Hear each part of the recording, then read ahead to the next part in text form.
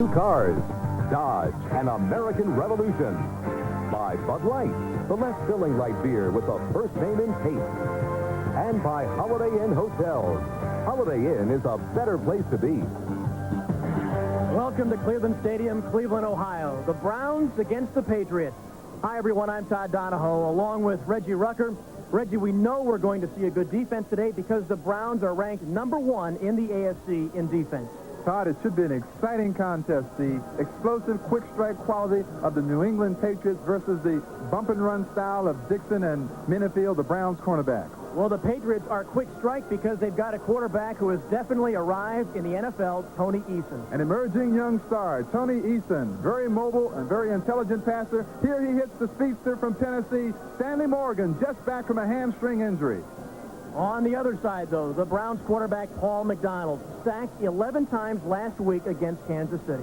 Paul McDonald, criticized heavily by the implacable Cleveland media, does not recognize very well, has not been given outstanding pass protection by his offensive people nor his offensive backs. Now watch, number 94, Ken McAllister, shows McDonald no respect right there. He has been criticized because he hasn't been a fiery leader on the field. Does a quarterback have to be a fiery leader? Well, I played with Plunkett at New England. He was a quiet type. I played with Sipe at Cleveland. He was a you get that block kind of a guy. McDonald has not had enough time. We'll have to wait and see.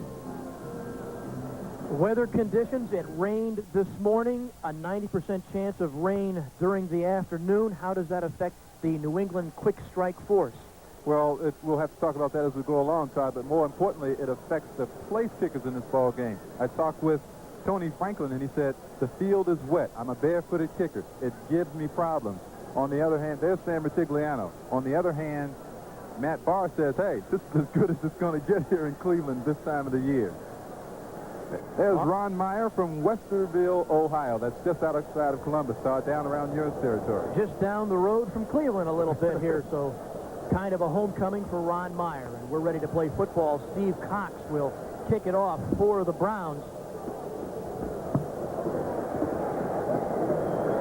And deep for the Patriots. In the middle, that's John Williams, number 44.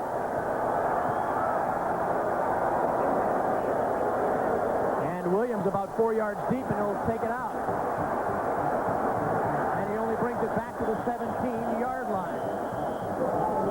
Tackle on the play by Ernest Biner. There's a flag on the play, Todd.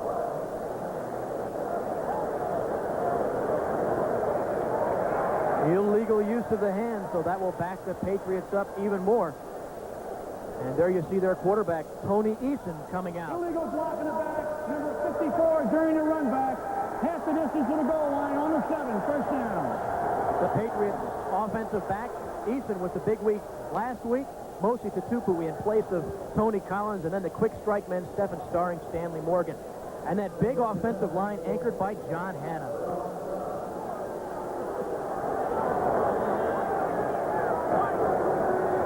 First and 10, ball at the 7. That's Tutupu. Up the middle, grinding it out about 5 yards. Clay Matthews on the tackle, along with Eddie Johnson. It'll be a pickup of about 5. It'll be 2nd and 5. Let's take a look at that Browns defense, #1 in the AFC. The defensive front, Bob Golick in the middle. The linebackers, well, just about as good as you can get. None better. And the defensive backs, you mentioned Frank Minifield and Hanford Dixon, a couple of guys who can play the bump and run on the corner. Eaton's back to pass. Starring over his head.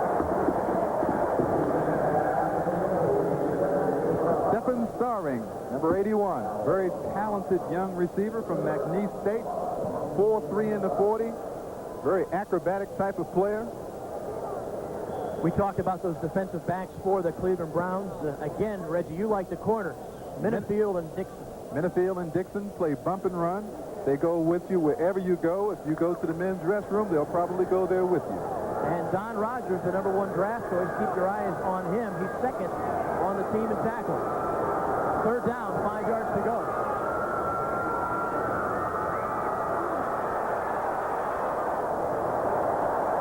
And Eason overshoots Irving Fryer, and that will bring up a punting situation.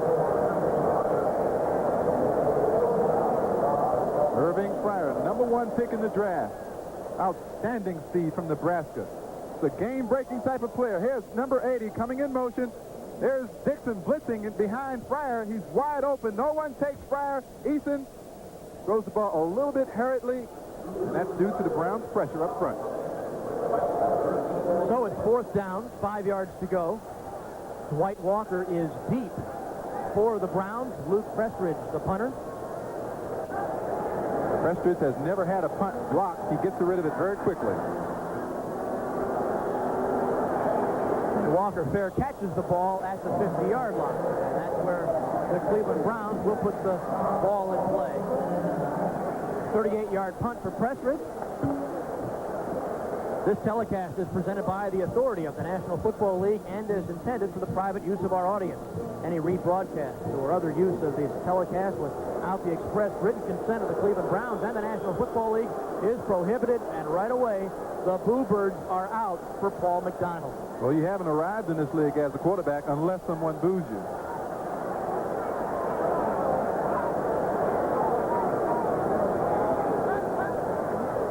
That's Boyce Green.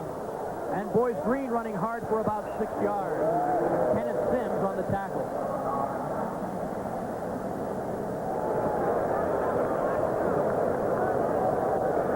Paul McDonald sacked 11 times last week by the Chiefs. There's your offensive backfield and receivers for the Browns. Again, a one-back offense. Boyce Green. Ozzie Newsome, of course, the wide receiver to watch, and the offensive line that has to do the job to protect Paul McDonald. And McDonald is back to pass. He's got a little bit of protection, and there's Ozzie Newsome. That's what the Browns will be trying to do today to keep the pressure off of McDonald. Run the ball inside and then throw the short, quick passes. There it is, Paul McDonald. Watch his eyes. Let's see if he's reading what's happening. Yes, he is. He sees everything very clearly, gets rid of the ball quickly. That's what you have to do to move the football consistently. It's a 1st down for the Browns. 1st and 10 on the 39-yard line.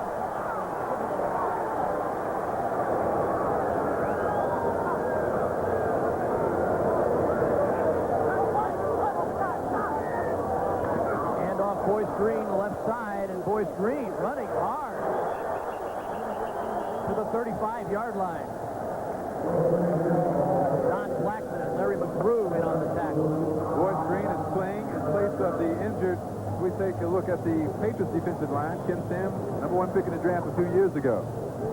And then their linebackers aren't too many steps behind the Browns, if any at all. The Patriots consider their linebackers the strength of the ball club. Watch Andre Tippett and also watch Ronnie Lippett, because they just might pick on Lippett. Ray Claiborne, All-Pro a year ago. Lippett has been receiving most of the action. 2nd and 7. McDonald to Newsome, flags on the play. Newsome tackled at the 30-yard line. Roland James on the coverage.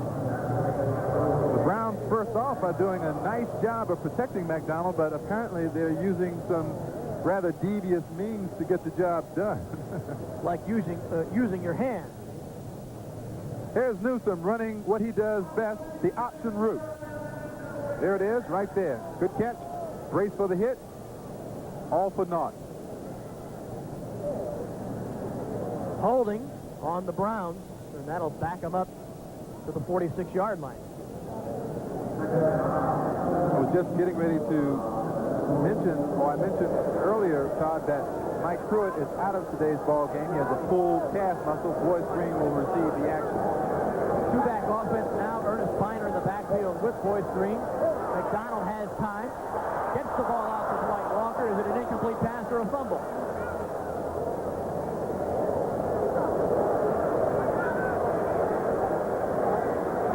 Ronnie Lippett on the coverage. Dwight Walker played last week after missing 4 weeks after being involved in an automobile accident. Good hands, catches the ball right there. Now put it away and protect the ball. There's the stripping action by Claiborne, All-Pro. And it was a fumble and recovered by the Browns. Walker dropped a couple of passes a week ago and fumbled another, so he is still a bit rusty. 3rd and 16. Back in the backfield is Dwight Dwight Walker, a wide receiver, so obviously anticipate pass to the Browns, and that's what McDonald is doing. And overshoots Walker, and another flag on the field.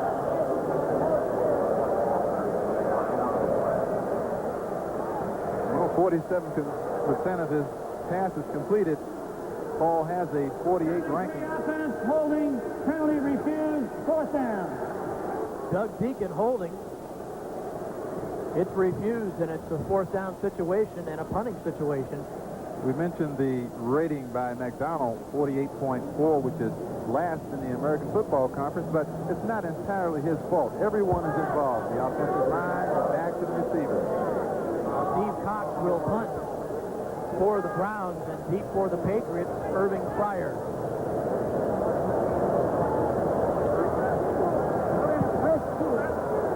High punt. Fryer will fair catch it at the 11-yard line. So a 35-yard punt for Steve Cox. And the Patriots will put the ball in play at their own 11-yard line when we come back.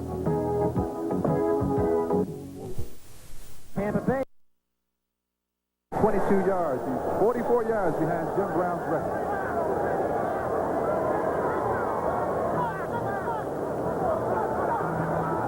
Eason hands the ball up the middle to Mosi Tutupu. Gain of about 3. It'll be 2nd and 7. Reggie, let's talk about the one-back offense now. Both teams more or less using a one-back offense today. The one-back offense, I talked to Ron Meyer before the ball game, and he said, look, I can get 4 speed people right at the proximity of the line of scrimmage, get them into the secondary quickly. It gives me more pressure on the defense vertically and horizontally. Mosi Tutupu, that lone back. Eason passes the ball complete to Derek Ramsey. 1st down for the Patriots. And the other part of that one-back attack is that I get this guy, number 88, Derek Ramsey, into the ball game. An outstanding talent, 6'5", 240 pounds, can run, can catch. When you have a guy like Derek Ramsey and a Lynn Dawson who plays tight end, you want to get that talent into the ball game.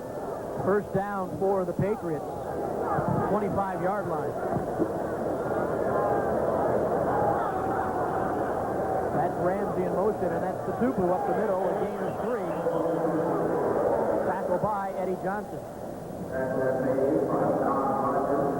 Todd, we should mention that the all-pro running back, Tony Collins, is not starting.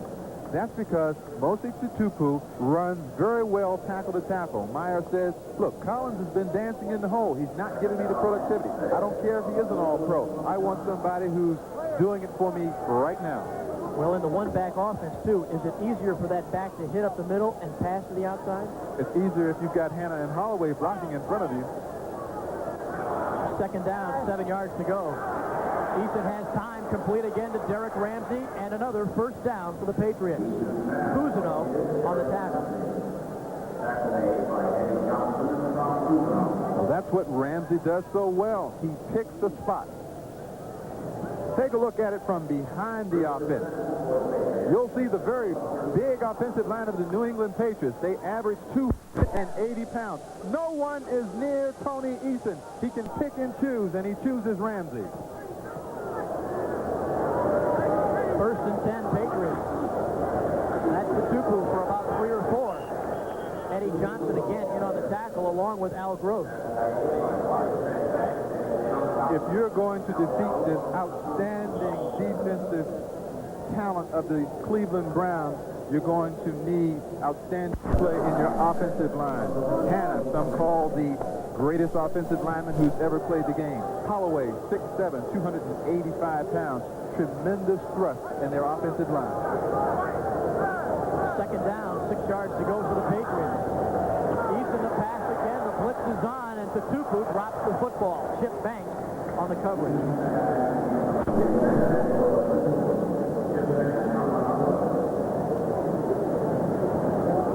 And Walter Payton and the Chicago Bears, thanks to a Bob Thomas 48-yard field goal, 3-0 over the Saints. How about disadvantages of that one-back offense? Anyone who's ever played high school football, when you read run, you've got 1 of 2 backs who who was going to carry the football. This way, there's no guesswork. You know who's going to get the football. Well, and in the passing game, too, Todd, you have problems scanning, looking for blitzes, picking up people. You have to protect your quarterback.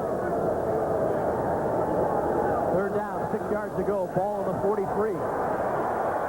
Eason gets rid of it. Watch the flag. Here's the flag. Ball was intended for Fryer. I thought they'd call it, Todd, because there was some contact made. Let's listen for Gene Bart. Interference, defense, number 20, first down. Don Rogers coming over the top. Rogers, the number 1 draft choice from UCLA. The intimidator, the big guy in the middle. There he is in the middle of your screen. Looking for Fryer. Fryer here's for depth. Doesn't catch the ball. And Rogers catches Fryer. And so another first down for the New England Patriots. And they are in Cleveland Browns territory at the 47-yard line, 1st and 10. If you're Don Rogers, you want to make that play right there because you want Fryer to know that you're there the rest of the ball game.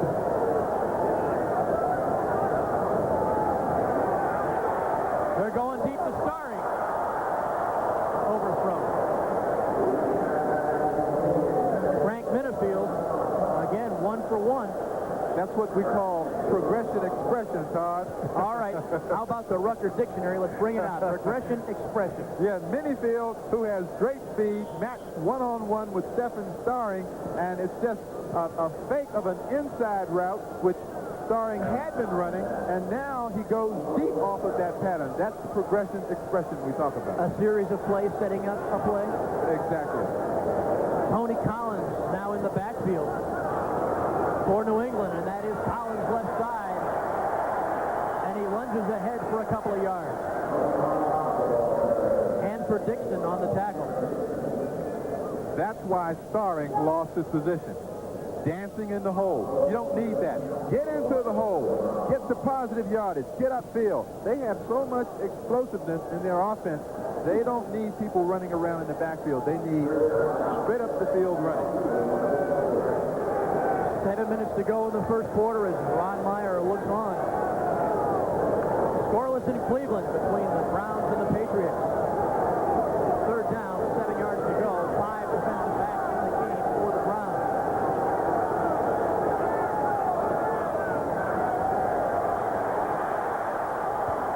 The ball is caught by Fryer.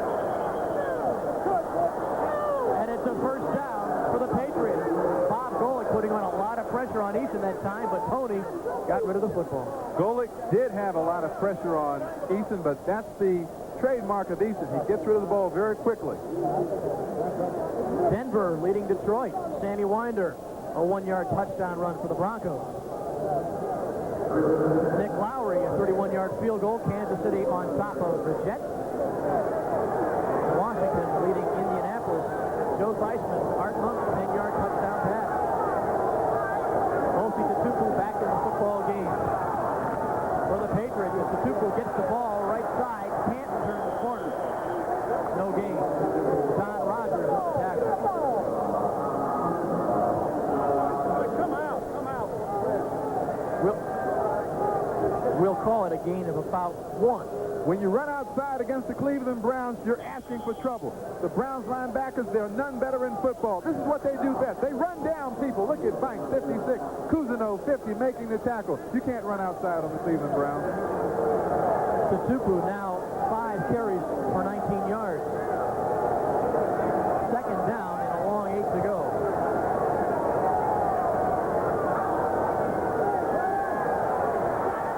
And that's Tutupu. And for Dixon coming up to make the tackle. Mosi Tutupu, he has become a folk hero in New England. He's got a legion of fans called Mosi Mooses. How do you like that? Mosi's Mooses. I like Moses Mooses, but I think New England better come up with a nickname for that offensive line of theirs, too. They got some big guys up there, 6'4" and a half. Where's the beast? 280, that's what they average. If Washington's got the Hogs, the Patriots certainly can't be far behind with the Hogettes, maybe. Talented quintet. Of course, the Browns defense known as the Dogs, so it's 3rd and 4 on the 27-yard line. And we've got to reverse that serving Fryer, and Fryer will not get the first down. Bob Golick on the tackle. They'll say the football was down, I believe. Yes, they will. Once again, we just finished telling you that you can't run outside on the Cleveland Browns. They have outstanding pursuits to the ball. There's Fryer, who's known for his great speed. Golick, 270 pounds, tackles him in the backfield. And now here comes Tony Franklin in to attempt a 45-yard field goal. And you said that Tony Franklin doesn't like the footing. He doesn't. He says, if the ground is wet, I have problems slipping. He doesn't slip. He's got the distance. And it's there.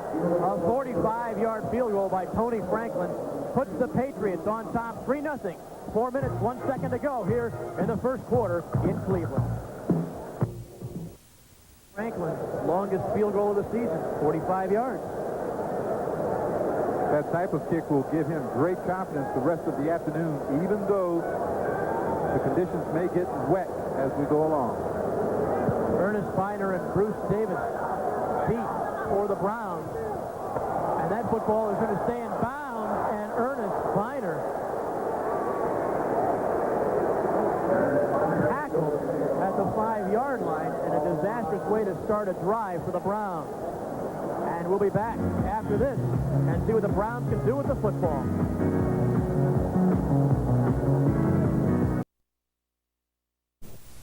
You're a kick runner in the National Football League. Field everything in front of you. This is a mistake. Do not let that ball bounce. Catch the ball. If you're a kick runner, you want to run the football anyway. Catch the ball and get some positive yardage. So now Paul McDonald and the Browns are in a deep hole, 1st and 10 at their own 5-yard line. 95 yards to go.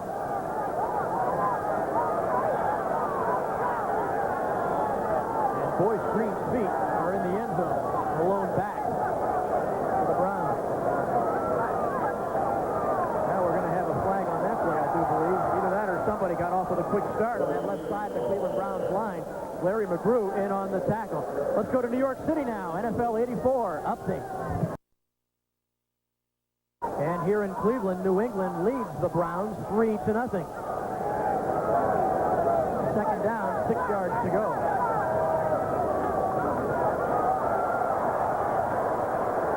Pass complete to Ozzie Newsome, out of bounds at the 21-yard line. Check that 26-yard line. I want to show you what the talent of Paul McDonald can do if given the opportunity to throw. Now, they protect for him very well, and he throws. When he can throw, he's as accurate as anybody playing football. Look at that throw to Ozzie Newsome. Newsome gets 2 feet in bounds. Big play for the Cleveland Browns.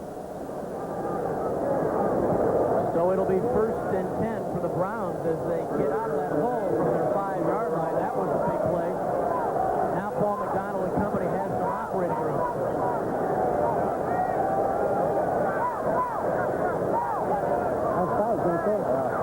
Boyce Green got nowhere to go. Don Blackman, number 55, just standing in his way. Larry McGrew also in on that pile. The Patriots are a swarming, hard-hitting, fast-pursuing defensive outfit. They get a lot of recognition because of their offensive explosiveness, but you have to give Dick Steinberg a lot of credit, who is their director of player personnel. Denver 14-0 over Detroit in the first quarter. Yeah, Sammy Winder, a touchdown run. Rulon Jones with a fumble recovery for a touchdown. Buffalo leads Philadelphia 7-0. Maybe the Bills will make it win number 1 on the season. McDonald back to pass again on 2nd and 10. Ozzie Newsome again on the catch. He'll pick up about 5 yards. It'll be 3rd down, 5 yards to go. Even though this is a predominantly passing football team, it's a conservative approach because the Browns want to protect Paul McDonald. So they're utilizing the short, quick pass and the inside running ability of Boyce Green.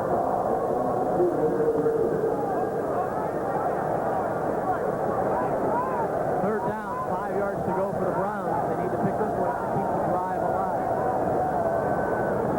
Look for Newsome.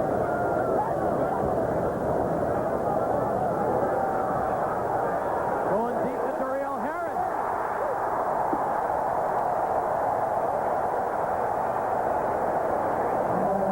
And all the years that Brian Sight played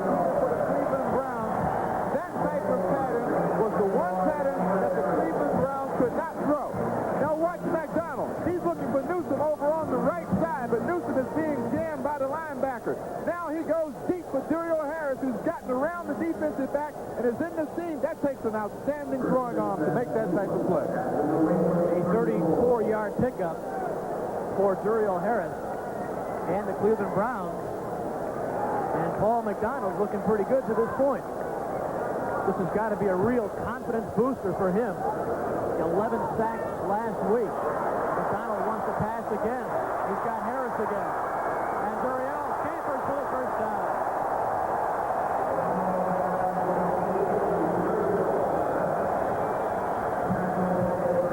Well, Paul McDonald to Duriel Harris has the fans here at Cleveland Stadium cheering about something exciting for a change. Watch him now. He's getting ready to go back to his old habits, but no, he gets rid of the ball to Duriel Harris, and Harris, who was maligned for dropping a touchdown pass a week ago, has now made 2 big plays in a row. Paul McDonald now 6 of 7 for 75 yards. That's improvement over last week against Kansas City.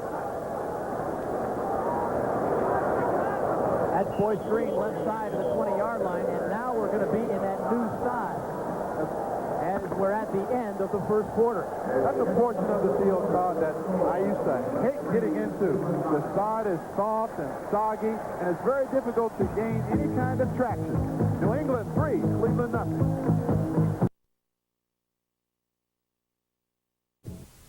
For the second quarter, now the Browns are going to be starting to come into some loose turf where the warning track normally is for baseball setup. They've got loose turf down there. What kind of cleats do you use? Well, this is the cleat that you'd use ordinarily on a dry track. Now, this is the cleat that you'd use on a field such as this one today, where the sod is loose and you may get some rain. It's considerably longer, and it helps grip better. There you see the fellas repairing the sod down there, and you need the long cleats today.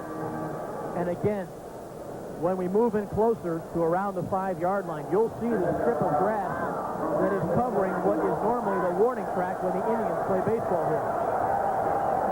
Second down, 8 yards to go. Look out, Paul McDonald. He scrambles, gets the ball to Tim Straka. Straka to the 6.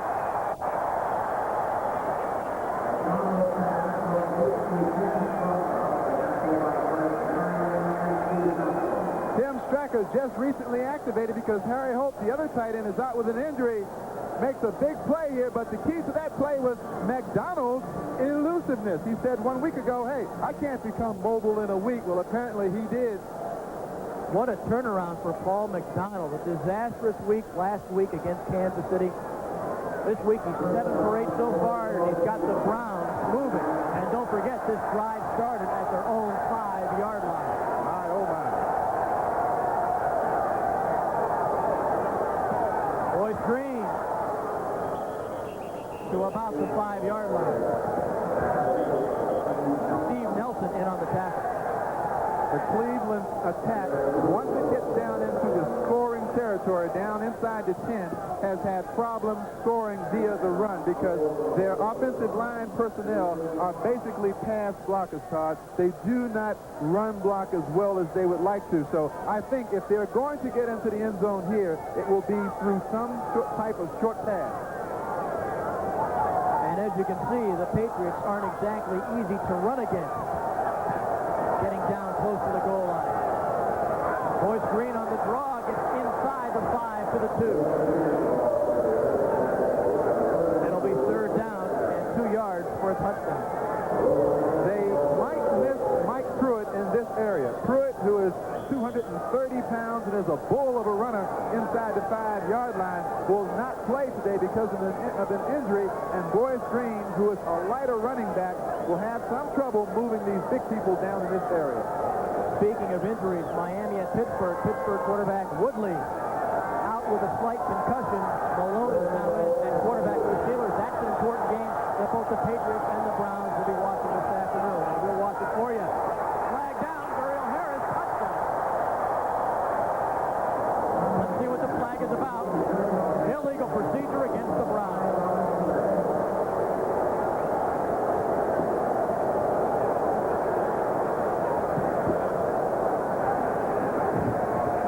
Illegal motion number 66. He was not set in time. That's Ted Peterson. Ted Peterson, acquired on waivers from the Pittsburgh Steelers.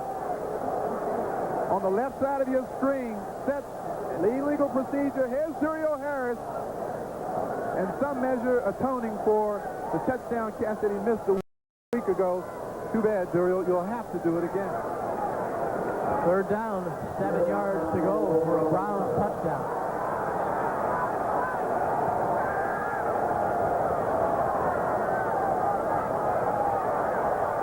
Paul McDonald to Brackett, incomplete. He rifled it in there. Incomplete is not the word. Did he ever drop a fine pass from Paul McDonald?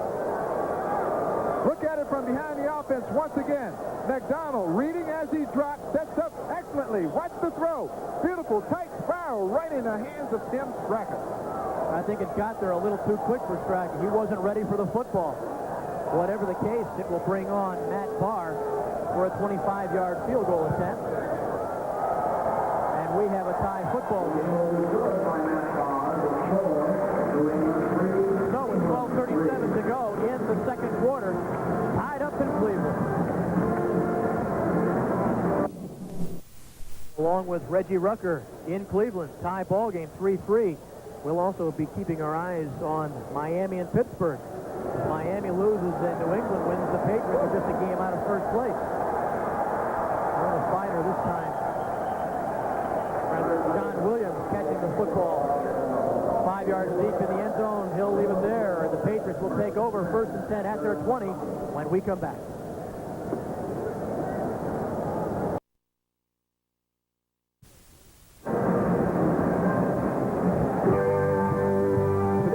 Is brought to you by Today's Chevrolet. See today's Chevy. Drive today's Chevy. Live today's Chevy. By Old Milwaukee and Old Milwaukee Light. It doesn't get any better than this. And by U.S. Postal Service. Discover stamp collecting. Discover the America you may never get to see. Todd Donoho along with Reggie Rucker. Cleveland Stadium. Tie ball game. 3-3 between the Patriots and the Browns, and the Patriots 1st and 10 on the 20-yard line.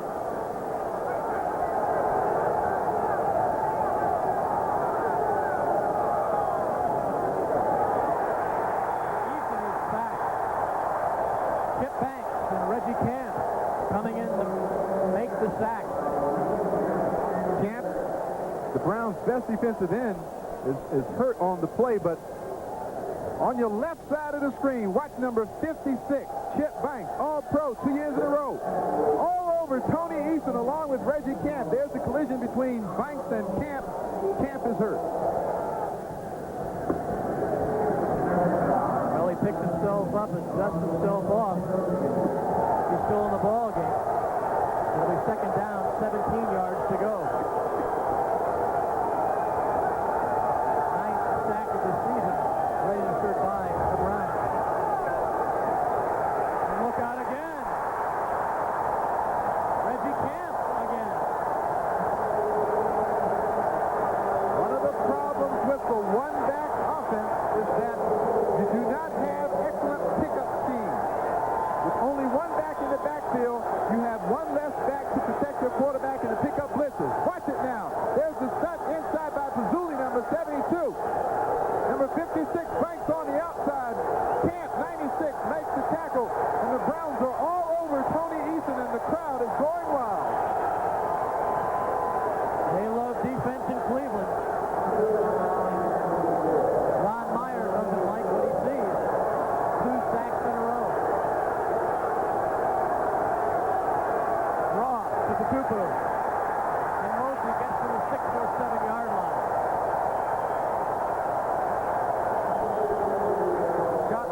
Making the play along with Eddie Johnson.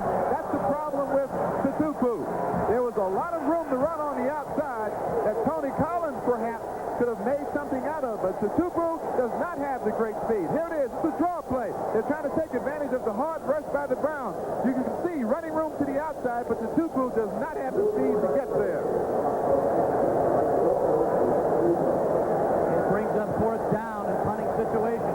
The Browns in this situation are going to try to block the kick. They've got all of their regular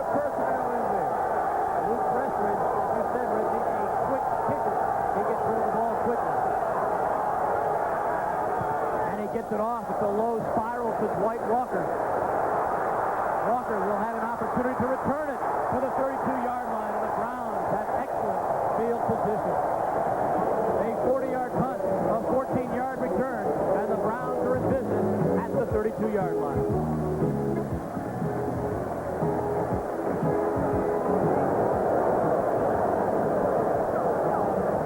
3-3 the score here in Cleveland. First and 10, the Browns have the football and special teams there. Special teams, the most critical part of the game as we go to New York for an update. And here in Cleveland, Boyd Green goes left side for a couple of yards. Larry McGrew on the tackle. The point I was trying to make before we broke, Todd, is that special teams is such an integral part of football. It allows the offensive team to start in good field positions if you have an excellent kick runner. Now, Dwight Walker is that type of player, and the Browns have been missing him. Secondly, Sam Rutigliano wants to run the ball inside. He wants the short drop passing game, and he wants to reduce the length of the game so that he can win with his defense. Second down, 9 yards to go for the Browns at the 31-yard line. McDonald under pressure gets rid of the football. That's complete. Duriel Harris again. I'd like to see this play once again because it's being overruled. Duriel Harris does a magical job along the sidelines there.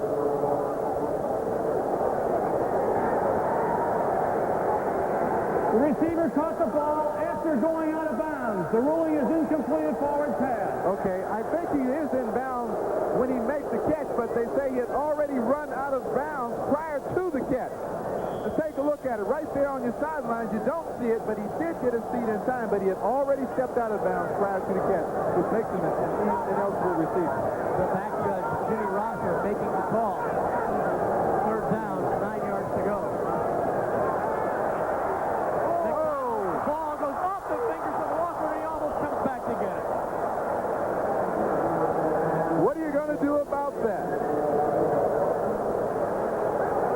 Have had several occasions to make big plays, and once again, as they did last week, they have dropped passes of Paul McDonald. Right here, plenty of room to run. Dwight Walker lets the ball go through his hands. Now watch, he makes an attempt. Right there, dives. Oh, no, I can't get it. Just falls incomplete.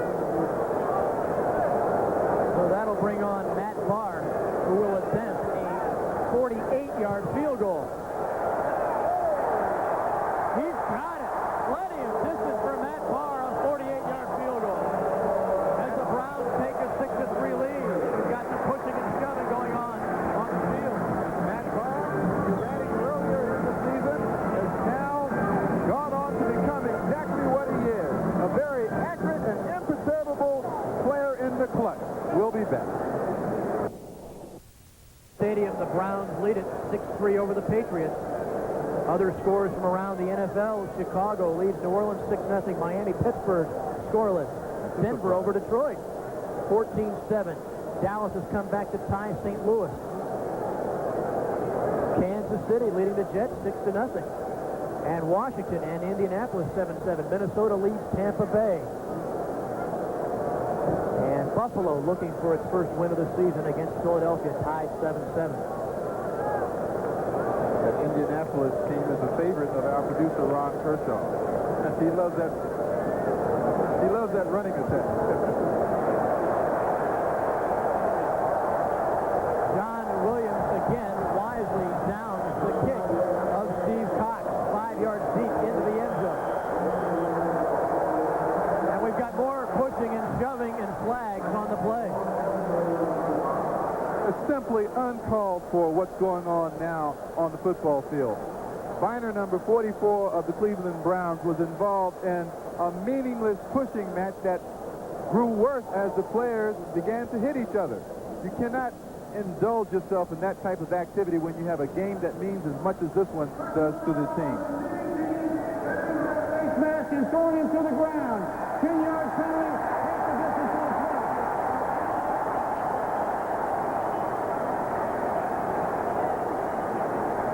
Excuse me, not Ernest Biner, but number 50. You can't see the goalpost is in the way there.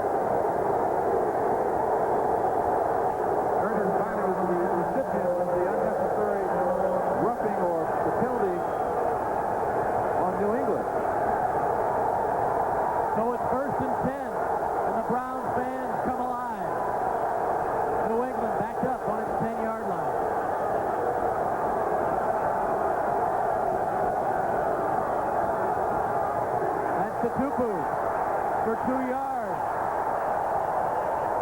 Eddie Johnson coming in to make the tackle. Keith Baldwin also there.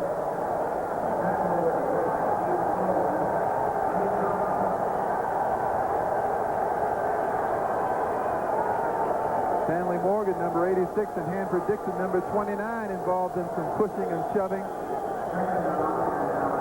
Dixon playing the bump and run style, head up on Stanley Morgan. It is frustrating the New England speedsters. They cannot implement the kind of game plan that they want to run because the Browns cornerbacks are playing the New England receivers very tightly. Dixon is rooting on the crowd. You see him right in the face.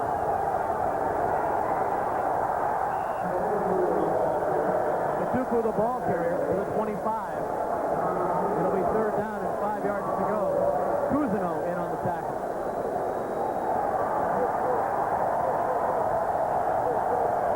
Intimidation going on all over the place. Here's Dixon running with Starring, and he pushes Starring in the face. And that type of thing right there can really frustrate a receiver, particularly if he is not getting the football. And for Dixon, every time he comes back out, he cheers on the crowd, says, "Let's go, crowd. Let's get us up." Dixon is having fun. Number 29, the lower part of your screen. Right on Stanley Morgan, right in his face. Eason's got nowhere to throw. He'll run it. 1st down. And then the hook slide.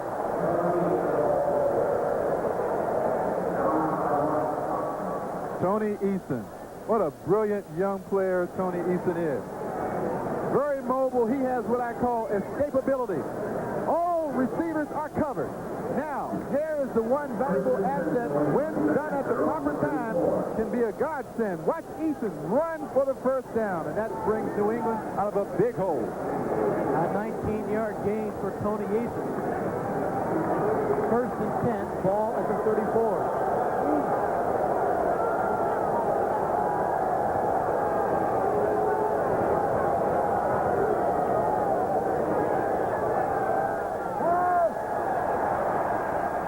Tupu and Tupu can't get his hands on the football the 2nd time because Eddie Johnson wouldn't let him.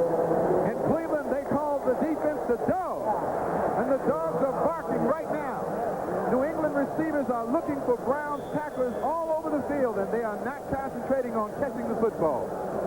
When you say they're barking at each other, they are literally barking. I mean, they do bark at each other out there. They bark and they go roof, roof. And watch Johnson, 51, right in the middle of your screen. Hit the Tupu right in the back. You can't catch the football with that kind of hit. I'd like to see the Redskins and the Browns get together. The Hogs against the Dogs. 2nd down, 10 yards to go. Complete. Derek Ramsey over the middle. And for Dixon on the coverage. But it will be a gain of about 7 yards, and it will be 3rd and a long 3. Let's call it 4. Now, the Patriots were moving the ball splendidly earlier on in the football game when they were utilizing Derek Ramsey on the short pattern. They've gone away from Ramsey because the Browns have blitzed and gotten a lot of pressure on Eason. If they want to continue to move the football, they will have to look for Ramsey. Ramsey, 3 catches, 27 yards. 3rd down, 4 yards to go. Tupu left side. He won't get the 1st down fumble. And there goes Hanford Dixon. Did they blow it dead? Yes, they did. He said his forward motion was stopped. Well, Todd, I played for both of these football teams. I had some great years in New England and great years here in Cleveland. But I think, and I'm not biased, I don't think in any sense of the word, but that's a poor call by the officials right now. That is a fumble, and that ball should have been in play. Well, Mocha Tupu, his knee never touched, his arm never touched. Apparently, the officials are saying that his forward motion was stopped. Tupu on the right side, number 30, gets hit right there. Ball is out of his grasp, and that is a fumble. So a break for the Patriots.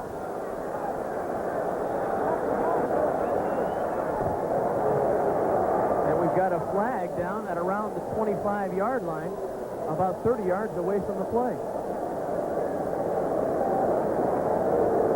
The 30-second clock has expired. Delay of game, 5-yard penalty, still 4th down. Well, usually you don't see that flag 30 yards down the field. Here's the play once again. Tatupu on the right side of your screen. Number 30. Plowing inside. Right there, 47. Brazil hits him, and the ball comes loose. I think it should have been an allowable play.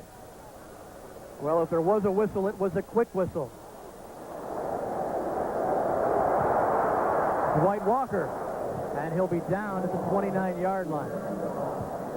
Tim Golden on the tackle. A 38-yard punt, a 4-yard return.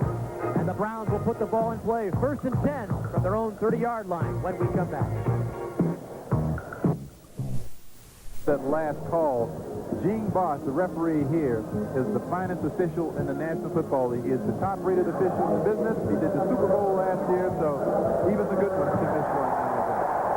Well, if you're a Cleveland fan, you're saying we were robbed. If you're a New England Patriots fan, you're saying it was a good call.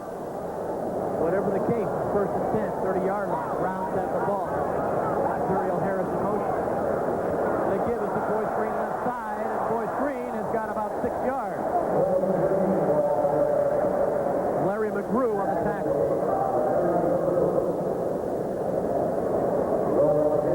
Here's Boyce Green, who's been recovering from 2 bad ankles.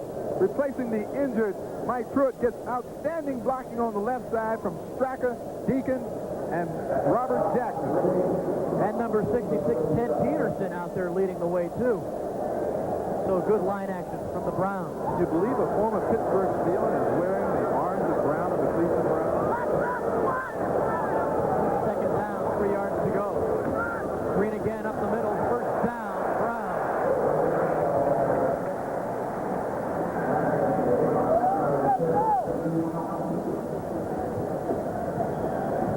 Miami leading Pittsburgh. That's one that we will keep our eyes on.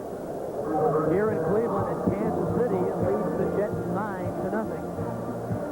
When we say we'll keep our eye on that game, of course, if Miami loses, New England wins. The Patriots are a game out of 1st place. That's Ron Meyer standing next to the yard marker with the headset on.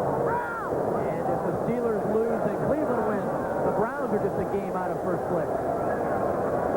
And for the 3rd time in a row, Boyce Green gets the call but goes nowhere. He is collared by Steve Nelson.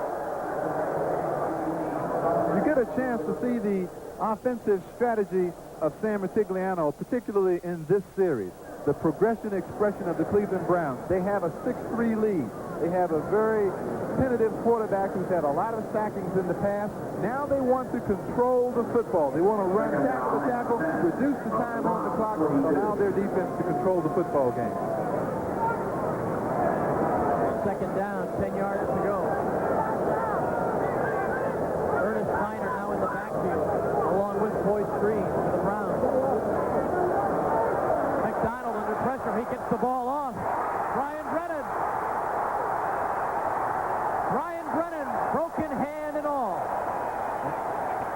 And you people in New England will recognize number 86 playing with a cast on his right hand. He's Brian Brennan from Boston College. And don't get that confused with Boston University.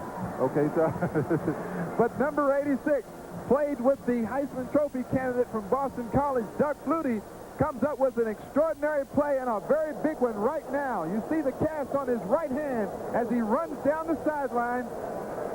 Big play for Brian Brennan. Watch the pressure that McDonald had all around him. Improvement from over a week. It doesn't take very long to recognize that you have to get rid of the football in this league. A 34-yard pass from McDonald to Brennan. Boyce Green up the middle. He'll gain about 3. It'll be 2nd and 7. We pause briefly for station identification. This is the NBC Television Network. WVIT Channel 30, Huberton, Hartford, Waterbury, New Haven. Todd Donoho along with Reggie Rucker. 6-3. The Browns lead it. Here in Cleveland.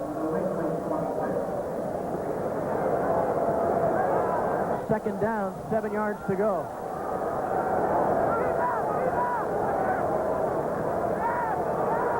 McDonald looking for Duriel Harris.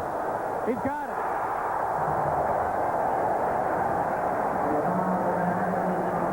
Ray Claiborne on the coverage. A tremendous throw by Paul McDonald.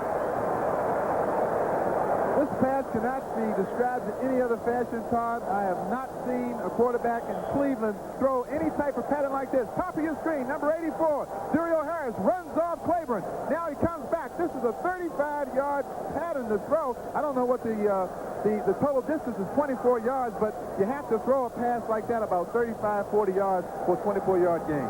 And that's the 2-minute warning here in the first half. 2 minutes to play. And the Browns are driving. Cleveland leads at 6-3. What is the difference between Paul McDonald last week and this week? The offensive plan that he has to work with. They recognize now that, hey, we've got a guy who has extraordinary talent throwing the football, but we have to protect him. That's Sam Rutigliano talking to him, and McDonald gets the Browns off to a 6-3 start and first down on the 8-yard line. Fans last week is the hero so far this week. Well, I did the ball game last week in Kansas City, and in 1 week, Paul McDonald has gone into a telephone booth, Todd, and came out Superman. Took off his uniform from last week, says, burn this, baby. I'm coming out in a new one next Sunday.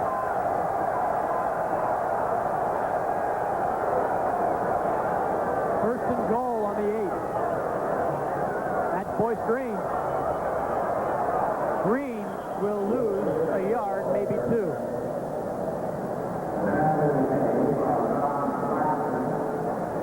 And again, there's some pushing and shoving going on. Kenneth Sims protecting Boyce Green. I think Boyce wanted a piece of somebody down there, and big number 77 says, hey, come on, back on off. That play made by John Blackman, number 55, one of the outstanding linebackers in that New England Patriots linebacking core. They really missed Clayton White, Todd, on injured reserve. Outstanding linebacker. Larry McGrew filling in for Wysoon.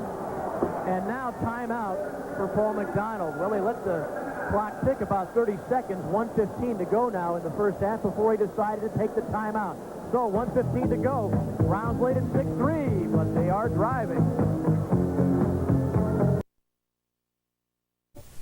The Patriots 6-3. Other scores, Kansas City leading the Jets 9-3 in the second quarter. Washington has taken the lead over Indianapolis. And Buffalo looking for its first win of the season over Philadelphia. Second down, 10 yards to go for a touchdown for the Browns.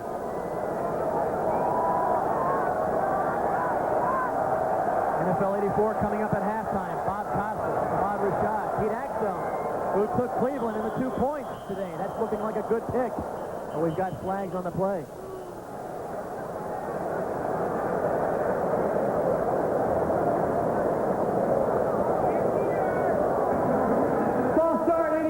And that just kills you. A false start down at the 10-yard line kills the Browns. Not as devastating a penalty right now in this particular area of the field, Todd, because as you know, the closer you get in toward the goal line, the more difficult it is to throw the football. Actually now the Browns have 15 yards worth of real estate left along with 10 yards of end zone, so they can implement their entire offensive passing series from here. Yeah, but I don't think Sam Rutigliano likes penalties down around the goal line. Here's Paul McDonald to Ozzie Newsome. A pickup of only a couple of yards. Roland James right there, and now another flag and some more pushing and shoving. You know, there is a revenge factor in this game. The Browns beat the Patriots 30-0 last year. Good point, Todd, and I'm sure that the Patriots are remembering that. Personal foul, unnecessary roughness defense. Half the distance and a first down. But on the other hand, you can take that too far, as happened here. You don't want to commit this type of penalty at this particular time in the ball game. This will give the Browns a first down, half the distance to the goal line, and there are players out there right now that are losing their composure. 1:08 to go, first half. Brown, first and goal from the 5. And that's the kind of call I like to see officials make, just like that one that Gene Barnes made. Not that whipping call that they make when they say, personal foul against this guy, personal foul against that guy, offsetting. Make the players respect your authority on the football field.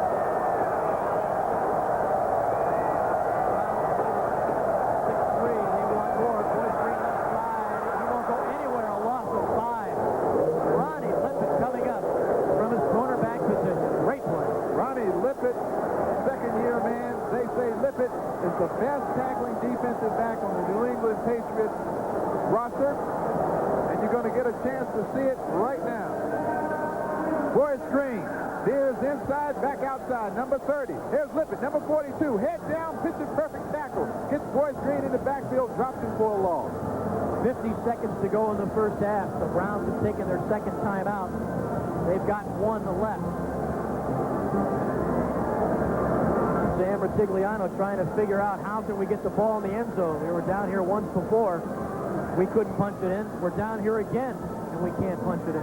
Well, in this area of the football field, I'm thinking one thing, Todd. I'm not thinking plays. I'm thinking players. So I want to go to Ozzie Newsome. I want to get the ball to number 82. The best tight end in the business as far as I'm concerned. He will make the clutch catch for you. And again, you saw the guys working on that loose sod down there, where the warning track normally is. When the Indians are playing baseball and the Browns play football, they put that side in there. It's only been there for a little bit. 50 seconds to go in the first half. 6-3. Cleveland leads it. And we're in Cleveland. 50 seconds to go in the first half. The Browns knocking at the door. Second down, 10 yards to go for a touchdown. They lead it 6-3. For the Browns to get into the end zone this year. 57 points is all Cleveland has scored. That's the lowest figure in the NFL. McDonald and Duriel Harris falls down in the end zone. It'll be third down and 10 yards to go. Now the end zone area traditionally in Cleveland is very hard. The grass is cut very short, so that when you've had some moisture on the field, it's slick. I did not check Duriel Harris's cleats, but I'm sure that I can't be sure he's wearing the long cleats because he made a slipping move there that looked like he may have been wearing short cleats. Third and 10. If the Browns want to score, they have to do it here. Or they'll bring in Matt Barr for the field goal. And nobody's there. And the crowd will boo Paul McDonald, who has done just about everything right today. He was looking for Ozzie Newsome on the option. He was looking for Newsome on the option. And Ozzie decides to break outside. But watch Duriel Harris here get jammed at the line of scrimmage and takes away any kind of option that McDonald might have. So you can see right there, it's not always McDonald's fault. And Matt Barr comes in for another field goal attempt. This one from 27 yards out. And it's good. So, 3 Matt Barr field goals. As the Browns on top, 9-3 with 38 seconds to go in the first half. With Reggie Rucker, the Browns lead it 9-3, and Cleveland continues to have problems putting the ball in the end zone. Well, both of these offensive teams are coached by former Raider assistants. Lou Herber for New England and Joe Scannella for Cleveland. They are both having the same kinds of problems. Boy, Steve Cox has been putting the ball in the end zone consistently in this game. All John Williams can do is watch that ball bounce into the stands. And New England will put the ball in play at the 20-yard line with 38 seconds to go in the first half. To expound just a bit on those offensive. The ball thrown a little bit behind him on the hip pocket, but you still have to catch. You have to catch that football. That's right. Second down, 10 yards to go. Ball in the 38. Will New England try to put it into at least field goal position? They won't now. Bob Golick in on the tackle. So another sack for the Browns, their third of the game. Bob Golick could not make it as a linebacker linebacker for the New England Patriots, came here as a nose guard and has done an outstanding job for the Cleveland Browns. Timeout on the field. 14 seconds to go in the first half now. Timeout called by New England. Well, if I were in New England right now, 14 seconds left in the half. It's a 9-3 ball game. Cleveland up on top. There's no panic. I've got an entire half to play this ball game. Everything is up for grabs right now. Do not do anything that will hurt your chances of winning. That means throwing the ball unnecessarily. Hey, the World Series opens Tuesday night here on NBC Sports with Vin Scully and Joe Garagiola bringing you the action. The pregame.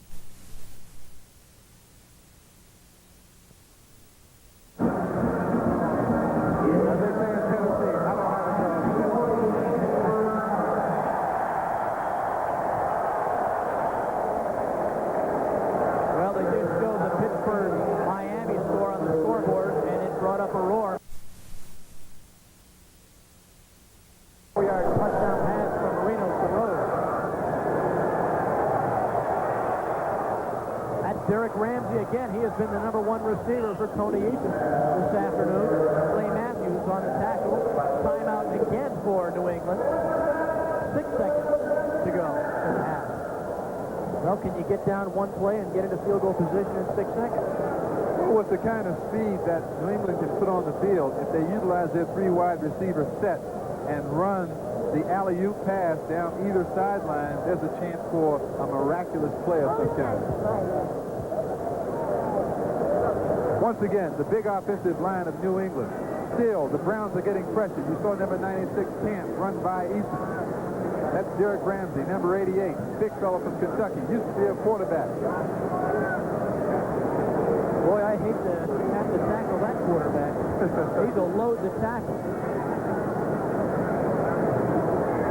They're the people that make life miserable for Tony Eason. Number 96, Camp, 78, Harrison, 79, Golding, and 94, Elvis Frank. And then that group of linebackers. And it's 4th down. Now New England will bring in Luke Prestridge. So a timeout to decide to punt. 5 seconds to play. Why do you call timeout? Let the ball run out. I might look for a trick play here, Todd. Well, I don't know why you would call timeout with 6 seconds to play to punt the football. 32 is the now you risk the chance of block punt if that's the case.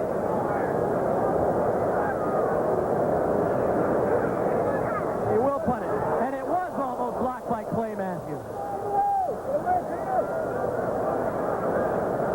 And time has expired here in the first half. So that's the end of the first half.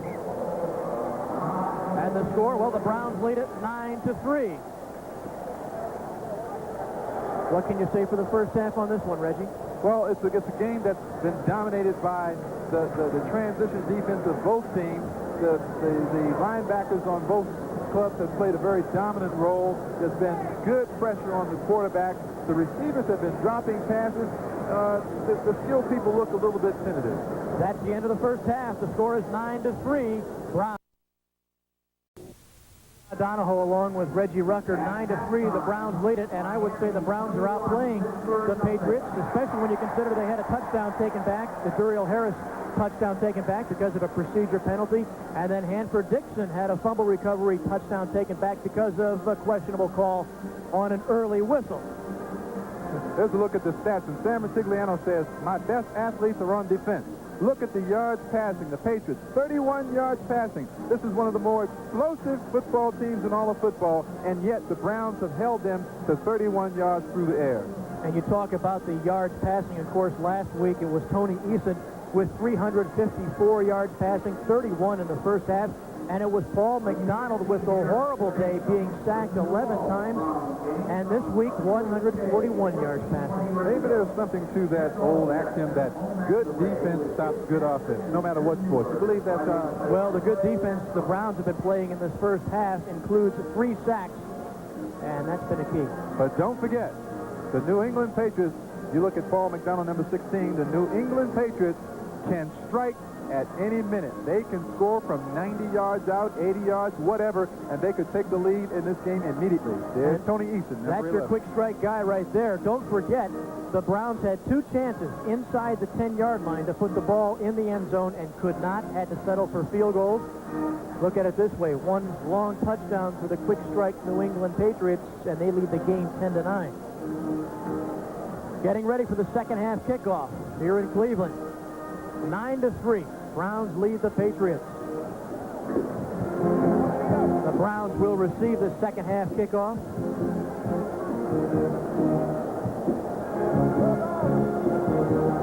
That's Bruce Davis, the lightning-fast wide receiver kick runner from Baylor. And Tony Franklin, number 1. You know, Ron Meyer said, one of my objectives is to have a better kicking game. And they feel that Tony Franklin is the answer to that improved kicking in '84. And don't forget, Patriot fans, Rich Camarillo on the injured reserve list, the all-pro punter. Luke Prestridge taking his spot right now, but I think you could probably say that Prestridge will be history when Camarillo comes back off the injured reserve list. No question about it. They expect Camarillo to be ready about the 9th or 10th week of the season.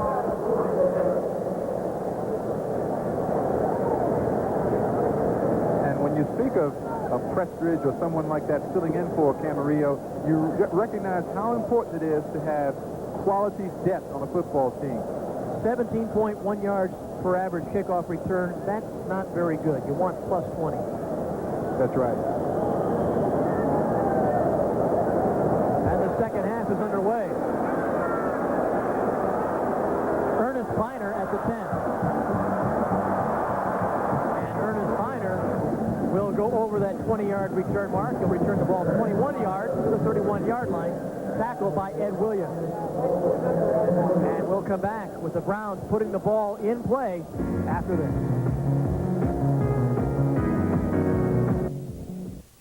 Today's game is brought to you by Mercury, cars that have kept up with the times as much as you have.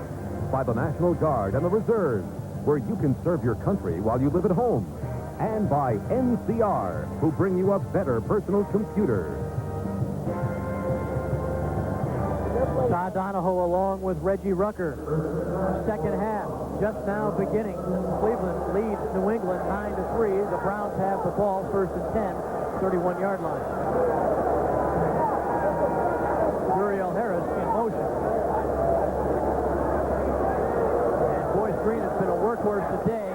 No gain. Ken Sims on the tackle. I have not mentioned the name of Ken Sims often today, but Sims much improved over a year ago. Sims is playing like the #1 draft choice that they expected him to be when they drafted him out of Texas, the very first player picked in the draft. Had a big sack a week ago, was awarded a game ball. Look at that stat right there. Well, the one thing that Sam Tigliano said is, I need a plus turnover ratio for the game. And the Browns had that in the first half. They did not give the ball away the first half.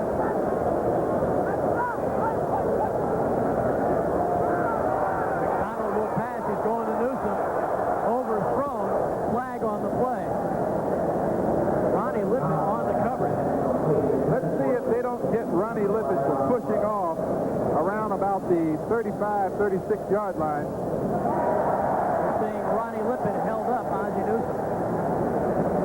Well, there have been a lot of defensive backs who've done it.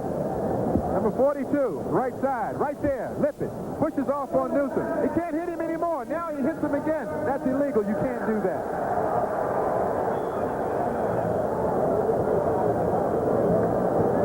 Lippin, number 42, is the player that most offensive units go after. They stay away from Ray Claiborne because he's simply an outstanding defender, but they will pick on Lippin. So it's first and 10 for the Browns.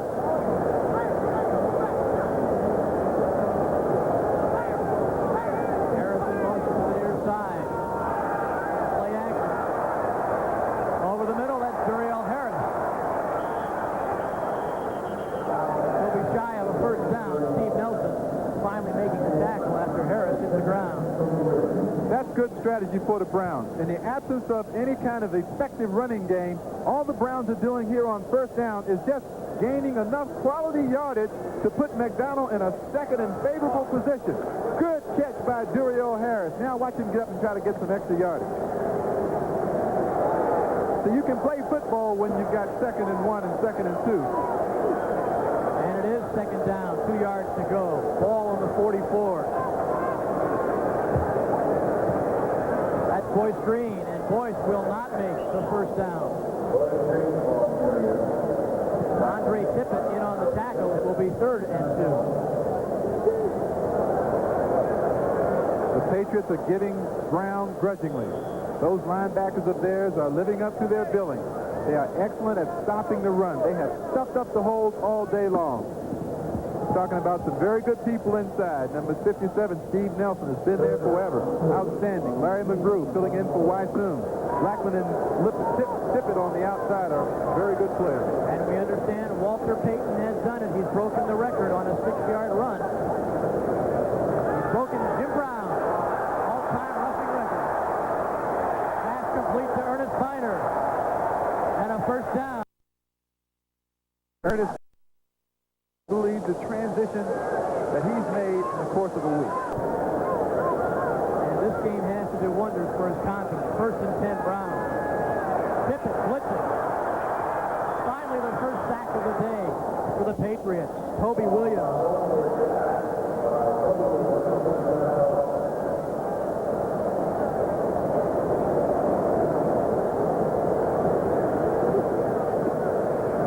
Okay, it's a play-action fake now. They're faking in there to number 30, Boyce Green. He's looking now downfield, but he cannot find the receiver, and now he's running around. What he should do is throw it away. He should get rid of the football and not take that sack. So a loss of 5 on the play. It'll be 2nd down, 15 yards to go for the Browns. Partigliano said the one thing McDonald is doing that I don't like is he's trying to make a big play out of nothing. Take what you got, come back and do it on 2nd down.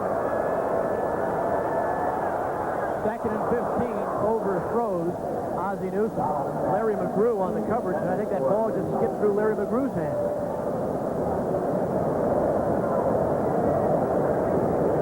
And we're starting to get a few sprinkles out there on the field now. 90% chance of rain. It was the forecast at game time, but right now the rain's 100%. Just a little sprinkle, though.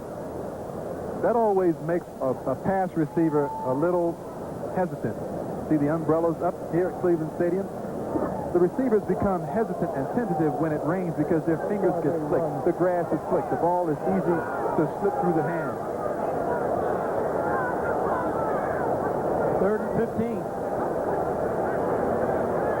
Flag on the play.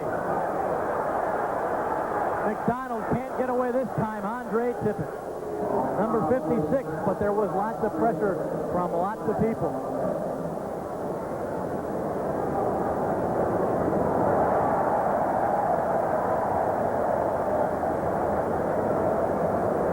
Ron Meyer not pleased with that call because they sacked McDonald. Here's a look at it from behind the offense.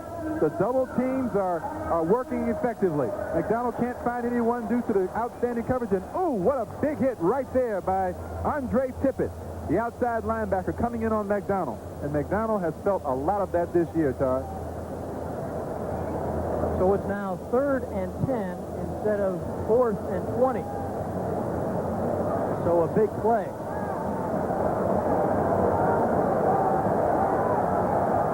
Going to get this play off. No, they won't. They have to call a timeout. Now, I'm not big on calling timeouts in this type of situation. You have to know exactly where you are on the football field because I think timeouts are so very critical and so very important that you never call them. Now, apparently, McDonald felt that he had to have this timeout because with 3rd and 10 in a crucial situation, they need the yardage. The Browns lead the Patriots 3rd down and a long 9 to go for a first down. Let's see if the Patriots go to their nickel defense, which they switch ends from the right to the left. They bring Tippett into the left end. And Rick Stanford comes in as the 5th defensive back.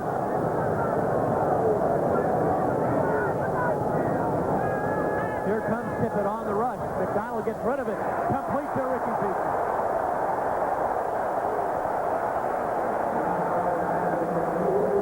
First down, Browns. Ricky Feature is playing with a separated shoulder. But that's the kind of play you expect from a veteran wide receiver. Now watch it. Feature knows he's going to get upended here. Yet, he gives himself up to make the catch. Watch. Up in the air, protects the ball. Boom, right underneath. Boy, does that hurt, particularly when you've got a separated shoulder. And the man he was picking on, Ronnie Lippin, drove down the field, came back to the football, 15-yard gain. Browns first down.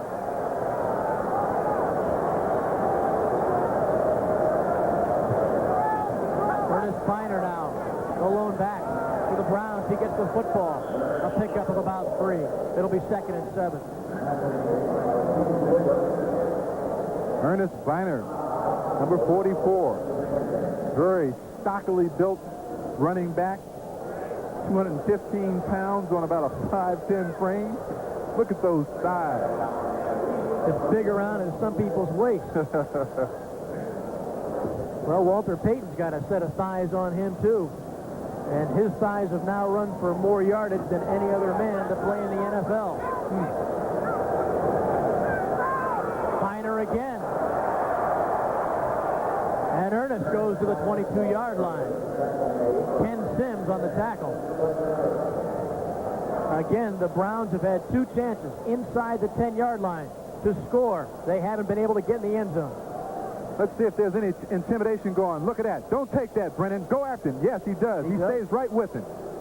He's not going to be pushed around in the National Football League. If you don't hold your ground now, they'll take advantage of you later. On that play right there, it was hard to tell who's offense and who's defense. It's right. One-on-one battling.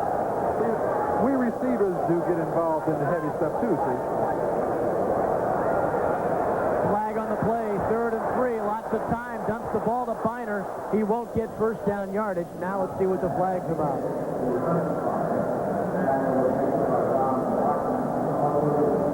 Gene Barth.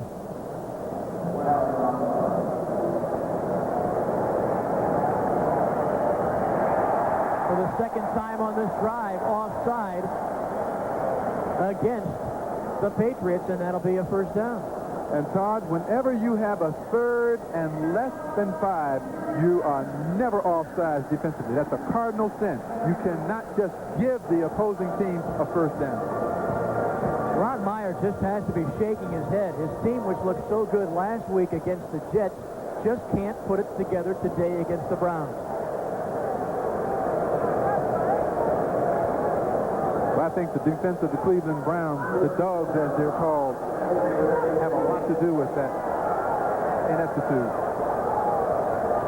McDonald to pass again on first down. Going to the end zone. Overthrown. Timeout now. NFL 84. And what's happening with Walter Payton? All right. Thank you, Bob Costas. Here in Cleveland, Browns lead the Patriots 9-3. Once again, the Browns are knocking on the door, but they haven't been able to walk through that door. 3 Matt Barr field goals is their offense. A Tony Franklin field goal is the Patriots' offense. Look for Ozzie Newsome. No, Duriel Harris, touchdown. And no flags on the play.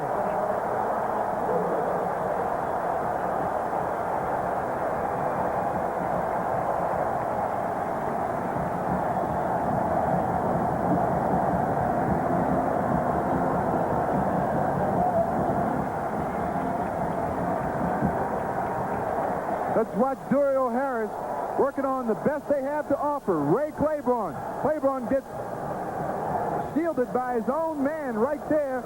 And Duriel Harris, who had a lot of trouble holding on to the football 1 week ago, is a hero today. Matt Barr will try to make it 16-3. And he does.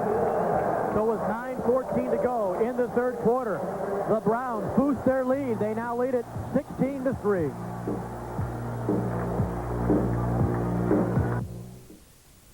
Harris, 5 catches, 88 yards, 1 touchdown, a 16-yard touchdown catch from Paul McDonald. It's 16-3. Browns lead the Patriots.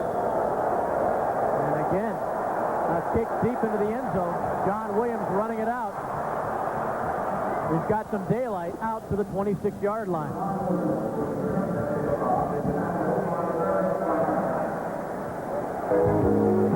Timeout on the field, 16-3. Cleveland leads New England, 9:04 to play in the third quarter. Meyer and the Patriot offense want to accomplish.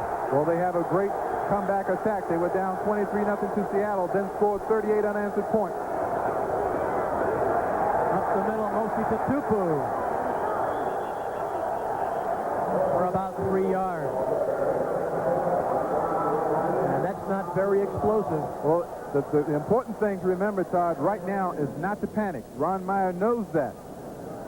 You may have to get away from your horizontal attack somewhat. That means the short passes across the field that he's been throwing to Ramsey and so forth.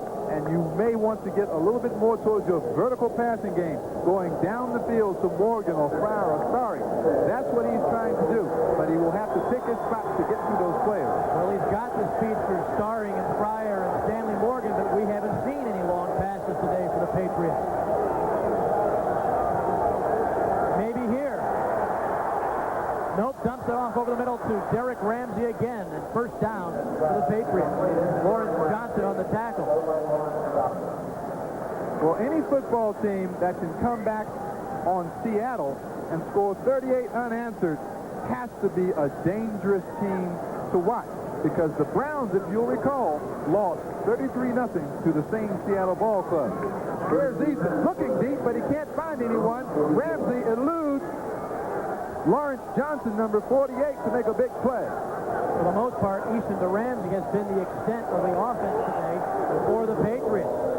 Again, to Tupu up the middle. Fazuli in on the tackle. But why isn't Ron Meyer putting the ball down the field? Patriot fans have to be watching right now and saying, last week we were bombing it away to Stanley Morgan. Well, Todd, it's 16-3. There's half a quarter to go yet in the third period. There's no need for panic. They have to execute their game plan. They will pick their spots for Morgan or Starry, believe me. But in your progression, expression offense, doesn't the long pass loosen things up? And we're going long here. He drops the ball. Stephen Starring dropping the football. Frank Minifield, the cornerback, and look at him taunt Stephen Starring right there. Had a few words with Starring.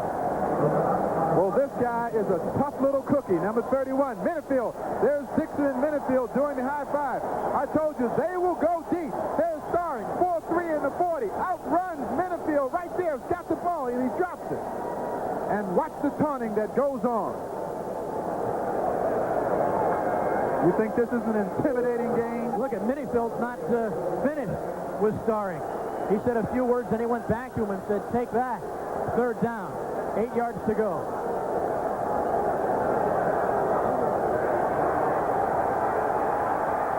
Over the middle to Ramsey again, and that's been open all day long. What a luxury to have. Derek Ramsey, 6'5", 240 pounds, acquired from the L.A. Raiders for tight end Don Hasselback. Ramsey has been magnificent. He is really the reason why the Patriots went to the one-back offense. Hope you'll stay with us for the second half of our football doubleheader. Some of you will see Franco Harris and the Seahawks battle the world champion Raiders, while others will see the Chargers take on the Packers, or the Oilers play the Bengals. Coming up next on NBC Sports, and Derek Ramsey, 6 catches, 67 yards. Look out! Eason, wide open Starring.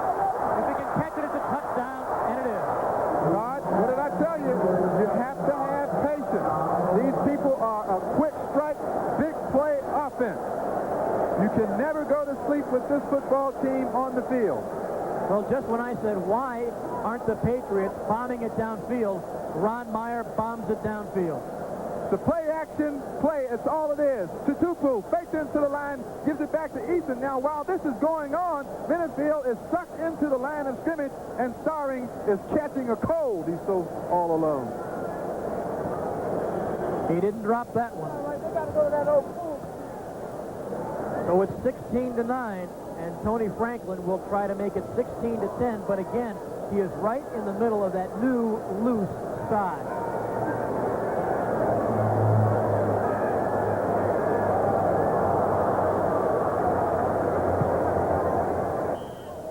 got it, though. So the Patriots come back in a hurry. 16-10. 6:04 left to go in the third period. Browns lead it.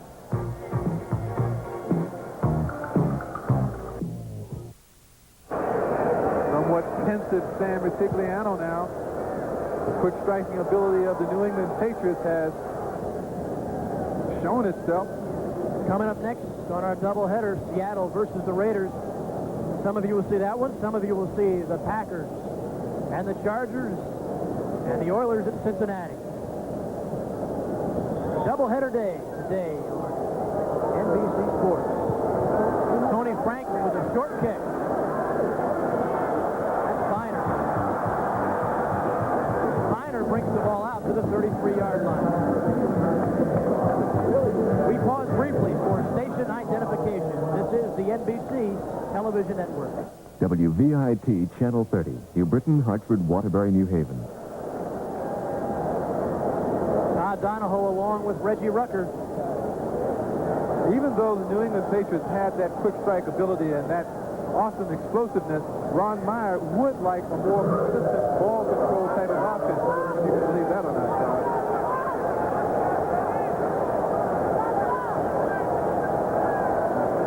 Ernest Finer, the lone running back. Play action. McDonald over the middle to Duriel Harris off his fingertips.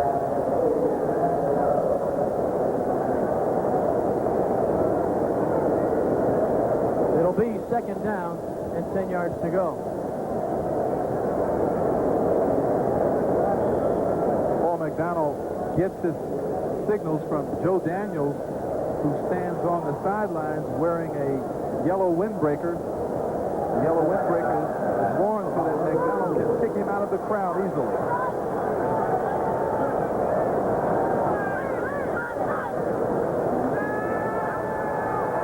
McDonald has time, dumps it off to Finer.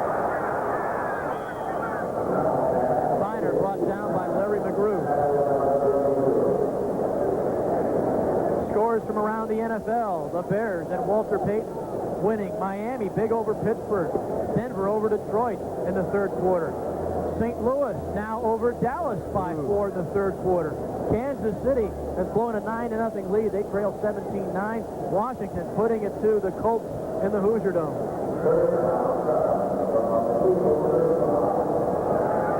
Meanwhile, here in Cleveland, 16-10, the Browns lead the Patriots. In this situation, the Browns usually will look for Dwight Walker out of the backfield. Situation is 3rd and 7. Who is that? Dwight Walker.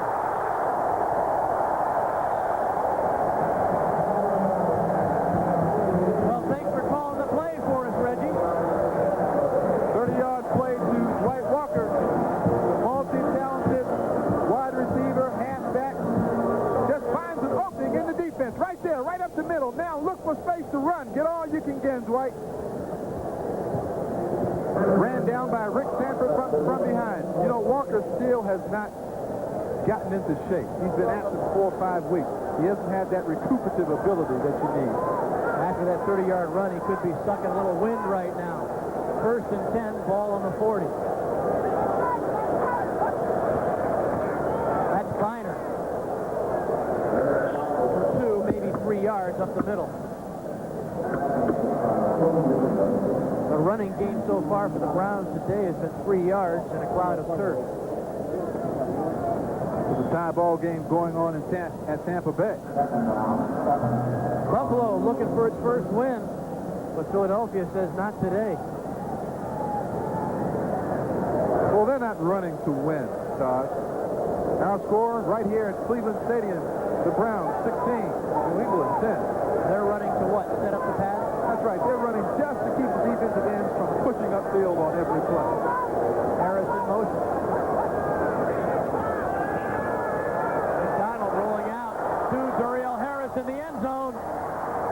Well, there was some pushing and shoving, but no flag. Ronnie Lippett on the coverage. Ronnie and Duriel were in each other's face. All right, now, when you go in motion as a receiver, it is very difficult, really, to get a good push on the cornerback. You see, 42. Lippett is already behind Duriel Harris. He can't catch up to him, so he can't outrun him. There's a lot of pushing and shoving going on down there. If you can't get it, don't let the other guy. So it's third down and 7 yards to go. And the last time the Browns were faced with this, White Walker was called upon and made a 30-yard gain. McDonald back to pass. He's going to Duriel Harris. First down, flag on the play. The flag is going to be against the New England Patriots for holding. Lippett was holding Ozzie Newsome. Well, and that's one I will be wrong on, Todd.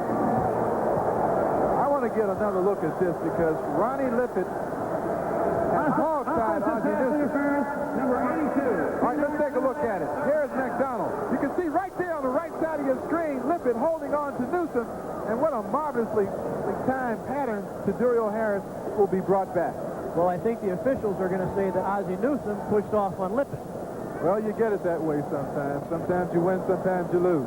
One of the very good orchestrators of that move is Kellen Winslow. A lot of these big tight ends use their body a lot to push off, and that time they caught Ozzie Newsome. You see the passing yards for McDonald. Browns rush for 39 yards. Third and a bunch, and where's the football? New England recovers. Ronnie Lippett. You see why you can't celebrate, Todd, when you have a 16-3 lead against a very explosive and talented football team like the New England Patriots. 3 minutes ago, the game looked like it was hanging, well, in favor of the Cleveland Browns. The Browns were dominant. Now, suddenly, the Browns are holding a precarious 6-point lead, and that explosive offense of the Patriots is back on the field.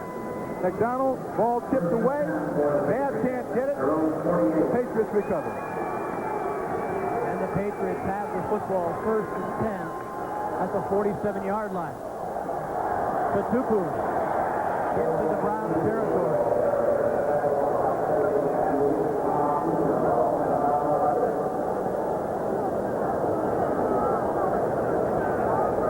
The World Series opens Tuesday night here on NBC Sports with Vince Scully and Joe Garagiola bringing you the action. The pregame show hosted by Bob Costas begins at 8 p.m. Eastern Time. The Cubs or the Padres? This is for the world. Oh, no.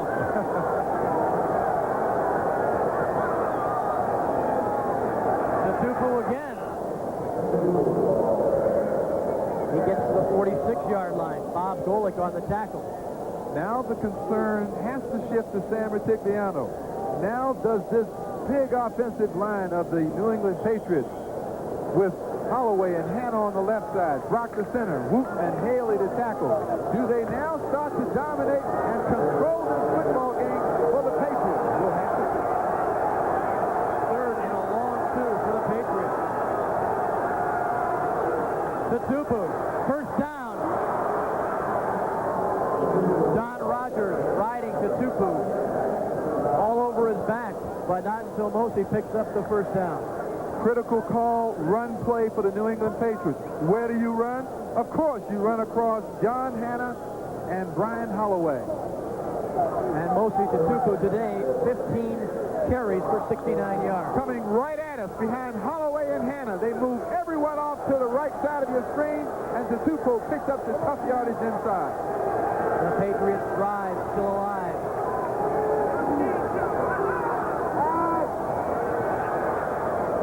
Starring. First down. Frank Minifield on the cover, but Stephen Starring for the first down. Outstanding play call that time by Tony Eason. Eason came to the line of scrimmage. Noticed that both Minifield and Dixon were playing back off the line of scrimmage. Check to a quick pass. Got it to Starring. Starring picked up a first down. There it is, the quick pass. See, Minifield nowhere in sight. Not a tight bump and run.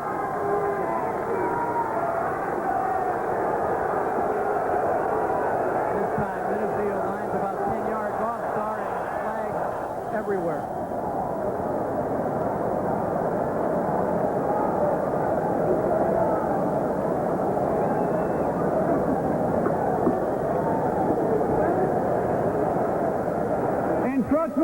7 offense, 5-yard penalty, still first down.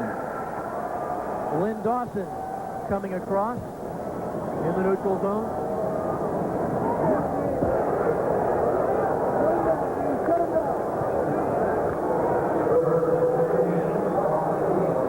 First down, 15 yards to go now. Ball on the 29-yard line. Eason swings it through Suzuki. And Mosey's inside for 20 yards.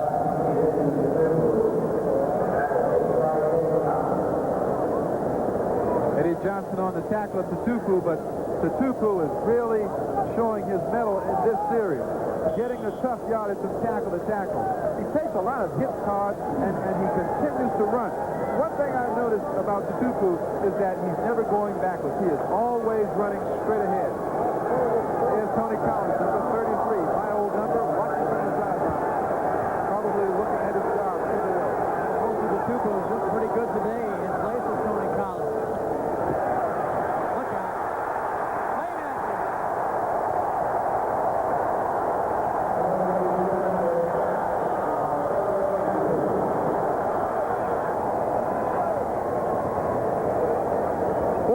Of the day by the Cleveland Browns.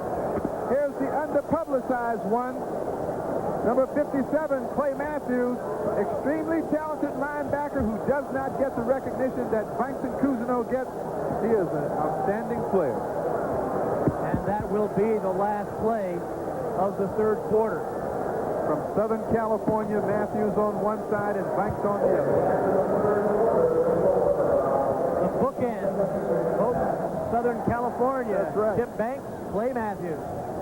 At the end of the third quarter, the score is 16-10. Browns lead it. We'll be back after these messages from your local station. Today's game is brought to you by National Car Rental. When you rent a car for business or pleasure, you deserve national attention. By Holiday Inn Hotels. Holiday Inn is a better place to be. And by GTE, advancing technology in telecommunications and electrical products. We begin the fourth quarter here in Cleveland. Todd Donoho along with Reggie Rucker, 16-10. The Browns lead it, but the Patriots are driving.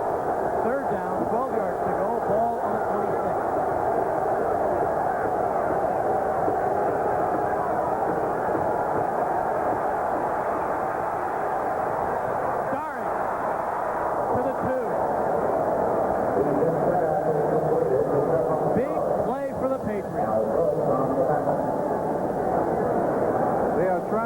Best to intimidate Stephen Starring, who picks up 24 yards on the pass play. There it is. Eason under some pressure here, steps up into the pocket.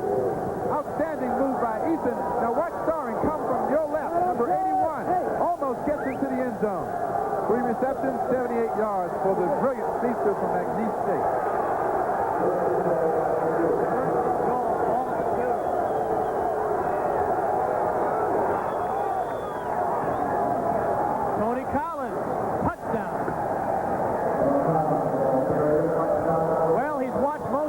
Most of the day take his job, but when they needed a touchdown, they went to Tony Collins.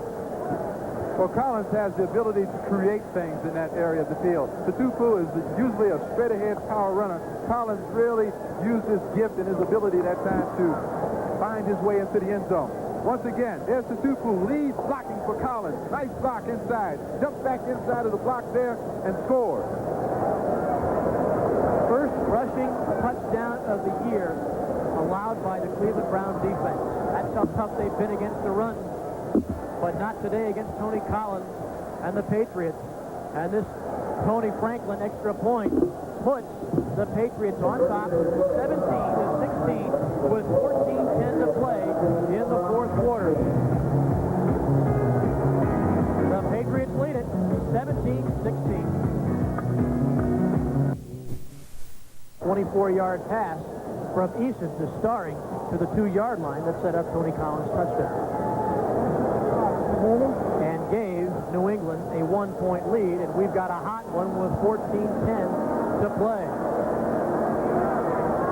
And that's Ernest Biner from the 8-yard line. And Biner is still on his feet. Spiner makes it to the 35-yard line.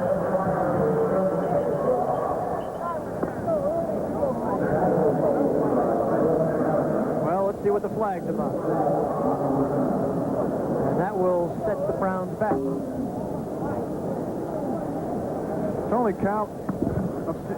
Tony Franklin is one of those.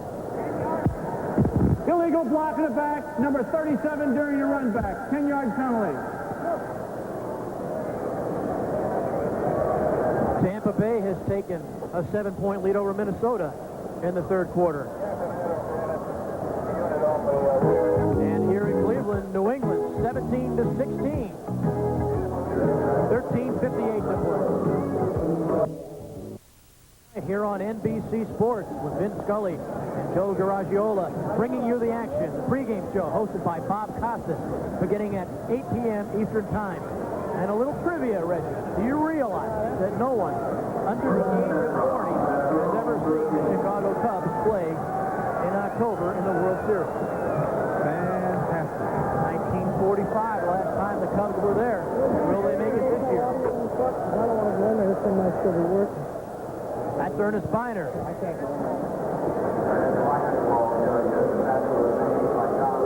Don Blackman on the tackle. It will be second down and 8 yards to go.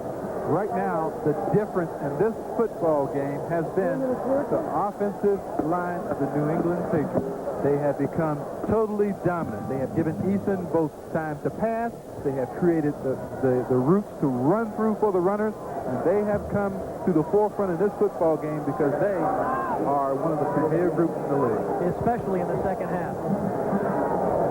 Second down, 8 to go. McDonald, look out, fumble. Browns get it back. Joe DeLamalore falling on the loose ball. Steve Nelson almost took that ball right out of Paul McDonald's hand. A near disastrous turn of events. McDonald making the quick pass. Steve Nelson causing the fumble right there. And Joe DeLamalore, number 64, saves the day. So now it's 3rd and 8. And the Browns, who have looked so good in this game up until now, appear to be struggling.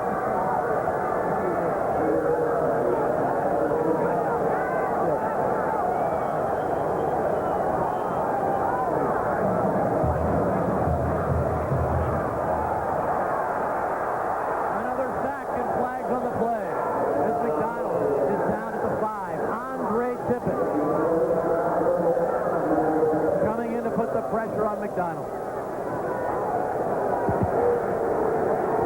64 offense, holding, penalty refused, 4th down.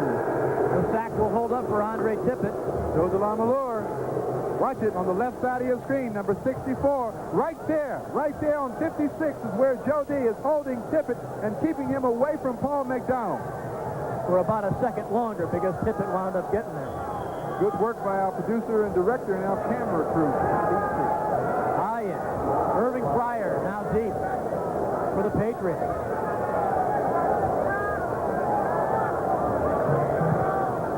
High punt by Steve Cox. Woo, look at that one. At the 44-yard line, Fryer has nowhere to go. Can he get to the outside? Don Rogers says no. And there's a fight going on once again. Cousineau and an unidentified player. This is a very, very frustrating football game for both sides. The game's been marked by intimidating threats and taunting going on. Gene Barth and his crew has had a difficult job keeping control of this football game. Cousineau in on the fight, I believe, with Brian Ingram. Again, it's a grudge match. 30-0 last year. The Browns took the Patriots apart, and it's a close one today. 17-16, Patriots ahead. 12:08 to play. I think they're going to start with some ejections if they don't control this thing better. We're offsetting fouls, illegal use of the hands on 51 White, personal foul, unnecessary roughness, number 50 on the Brown team. Penalties offset from the dead ball spot.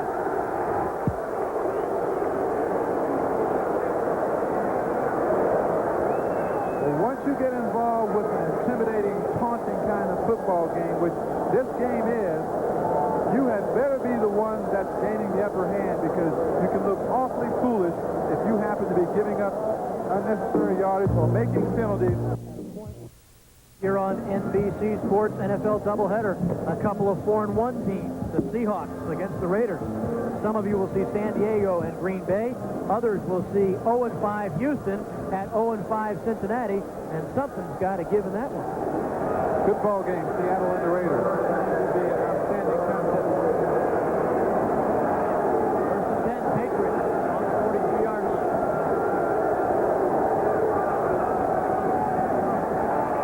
That's the Tupu. Minifield. Cousineau in on the tackle. If we get a look at this play, you can see the Browns linebackers reaching and grabbing for the football. They know they need a turnover here. The Tupu is doing a fine job of protecting that football. Watch it now. There's the Tupu coming behind Hannah and Holloway, 73 and 76. Look at Minifield, go for the ball. Cousineau reaching in for that ball. The Tupu holding on. Minifield, you talk about aggressive today. The only time he was burned was on that little flea flicker. Here's Eason. To Lynn Dawson. And his first catch of the day. Chip Banks defending. There they are, the two bookends. Ramsey, 88 from Kentucky, and Dawson, number 87, the tight end. I don't think there's a better tandem in doing what they do, which is blocking and catching the football. There's Eason coming right at you. There's Dawson right there. See how he catches the ball right in his hands. He's sure of the catch. And the tight ends are important in the one-back offense. Extremely important. St. Louis putting it to Dallas. The Jets lead Kansas City by 1, and here it's third down and 2 yards to go. And we've got a timeout for New England. Timeout on the field, 11:22 to play. Patriots, 1-point lead over the Browns. We've got a good one here in Cleveland. The Patriots lead the Browns 17-16. And at this point, it's safe to say that New England will not gain any ground on Miami, and the Browns can gain some ground on the Steelers. Third down, 2 yards to go. Everybody's up on the line of scrimmage. First down, Patriots, Lindoff. Chip Banks was there. Everybody up on the line of scrimmage. Fakes into the line. Get it to Lindoff. Well, the Patriots had two backs in the backfield, so the Browns had to be prepared for a lead blocker on the ball carrier, and therefore they did not pay as much attention to Dawson as they should have. And he's 6'5", and he's a very easy target to see. There it is. Just tossed it over the line of scrimmage to the big guy, number 87, Lindoff, fourth year.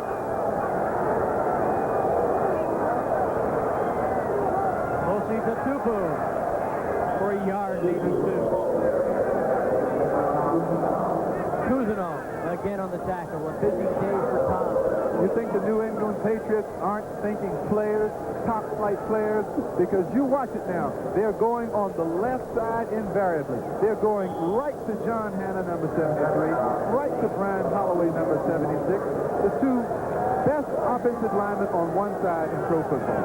Holloway goes about 290. Hannah goes about 285. And when you run behind them, you're going to gain 72 yards like Mosi to Tupu. Tony Collins on the sidelines there. Maybe he'll get the ball for another 2-yard touchdown run. Chip Banks on the blitz, but Eason gets away, but he can't get away from Reggie Cash.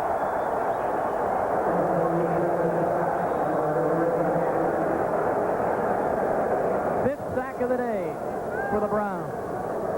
There's Eason being flushed out of the pocket by the thrust of Banks, 56 right there. When you're running around like this, all kinds of things are happening. You can't really pick up anybody. That's what happens to you. You get banged down right there. Reggie can. A big play for the Browns that brings up third down and 12 to go. Ball on the 47-yard line. Browns are in their nickel defensive alignment.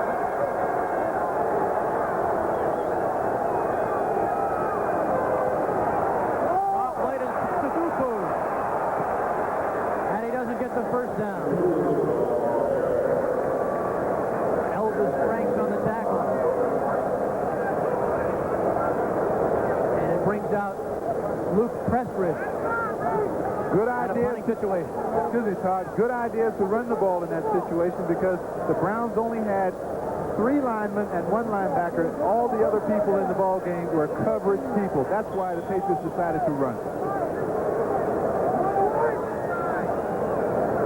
White Walker is deep for the Browns. Luke Pressridge will punt. And no doubt, from the 39-yard line, he'll be angling for one of the corners. The Browns have their, for the most part, their first line of defense in there. They're going for the block. And also watching for a possible fake. No fake to the Coffin corner. And you talk about downing a football. Oh, my goodness. That's what the Patriots just did.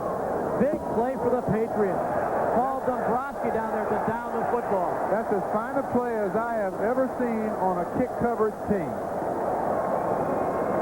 Paul Dombrowski was down there like a wide receiver intending to catch the football. Well, wait a minute. There's some conjecture here as to where the ball is going to be spotted. Now, the kick coverer actually looks like he's the punt receiver. He stops the ball right there. They may call, I know what they're going to call, Todd, interfering with the ability of the return team to catch the football. Well, I don't know about that because White Walker was just going to let that ball go in the end zone or out of bounds. And then Dombrowski comes in to touch the football.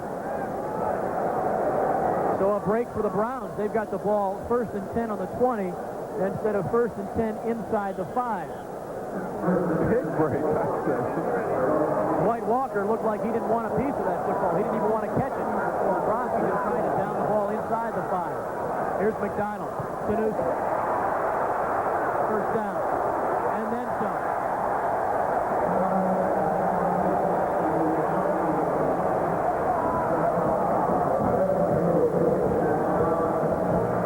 Well, they don't call that man right there the Wizard of Oz for nothing. I played some years with Ozzie Newsome, and he is a man that hardly ever lets you down. Makes the big catch right there. Now, watch him get the extra yardage. Heading for the sideline, picks up the extra yardage, gets out of bounds. He can do it all. And as a matter of fact, he only needs about 65 more yards in pass receptions to pass up Reggie Rucker to become the 4th leading Browns receiver yardage-wise. There's Duriel Harris. And Harris has had a day. And the Browns are in Patriots territory. Ray Claiborne, the defender. An outstanding pass pattern run by Duriel Harris. And you can see that Harris and McDonald have really timed up their passing attack since last week. Duriel Harris has great cut. The ball is there. Here's Brian Brennan on the other side. Duriel Harris is running the same pattern on the other side. Draw play. Ernest Biner. Nowhere.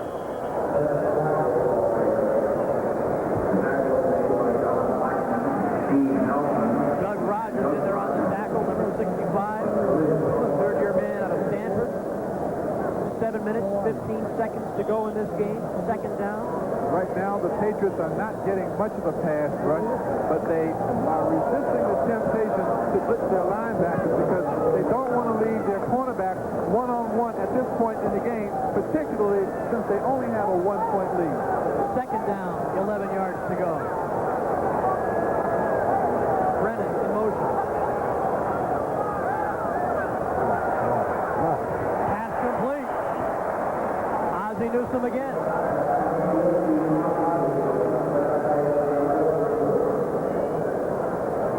Watch that 82 right there on the left side of your screen. He's only running option routes. Look, he looks back inside now. He'll go back outside because that's where the open area is. And you can't be any more accurate than McDonald is right there.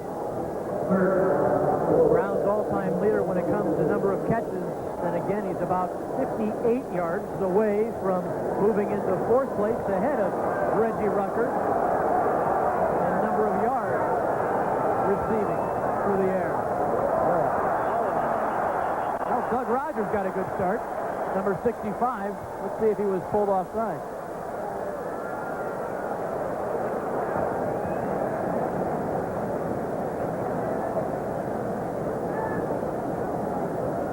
Third down, 4 yards to go. Again, third and less than 5. You don't want to be offside if you're on defense. But McDonald is using that staggered cadence. And I pointed this out before. And I'll tell you exactly how it goes after this. Encroachment, number 65 defense. He made contact before the snap. It's a 5-yard penalty, and it's a first down. Okay, McDonald is using the staggered cadence. The ordinary cadence sounds like this. Hut, hut, hut. Now, when you want to bring the defensive team offside, you go to the staggered cadence, which is like this. Hut, hut, hut. And it's really non-rhythmic, and you can bring people off the ball, and you can gain an easy first down, just as McDonald did there. Look at the numbers on Paul McDonald. We were talking before the game today. It seems like the number 2 quarterback is always the most popular player on the team with the fans. When Paul McDonald was number 2 to Sipe, everyone wanted to see McDonald. Now that he's number 1, he's getting bad press, bad fan reaction. But today he's having a game. Ernest Piner, the ball carrier, and another flag on the play. We're going to get a flag, and the flag will be on Brian Brennan. The one thing you have to remember in Cleveland Stadium, it gets very noisy here. So sometimes you cannot hear the quarterback. And if you're a man in motion, what we would do when I played with Sipe is that we would just wait until you saw peripherally that the offensive line had fired out, because you don't want to be offside. Illegal motion, number 56, going forward at the snap. Still first down. And that's what it was. 6 minutes. 1 second to go. You think this place is noisy now? If you've ever heard noise, come to Cleveland Stadium when you've got 80,000 here. Philadelphia leading Buffalo 20-17 in the fourth quarter. Greg Bell, a 3-yard run for Buffalo.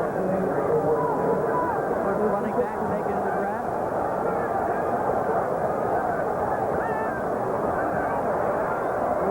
Complete to Duriel Harris, first down. And McDonald was patient just as he let go of that football.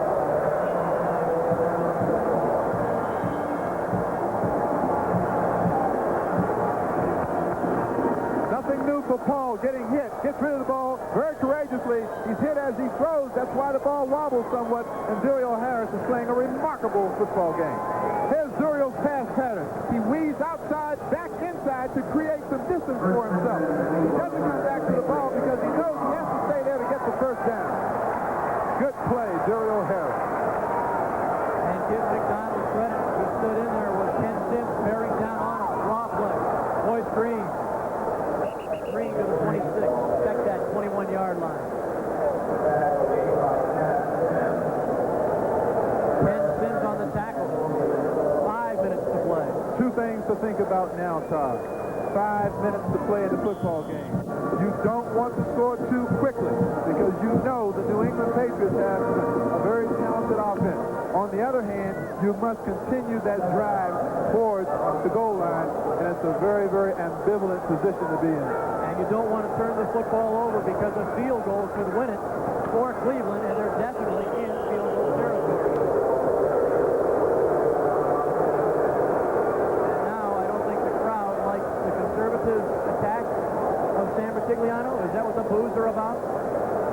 Well, once again, you have to remember that third down, you're in a very positive posture if you have 3rd and 4, 3rd and 5, because there are a number of people that you can go to. And Sam was only trying to gain a favorable position for 3rd down by running the football just then. 3rd down, 5 yards to go. 4 minutes to play. 4:03, 4:02.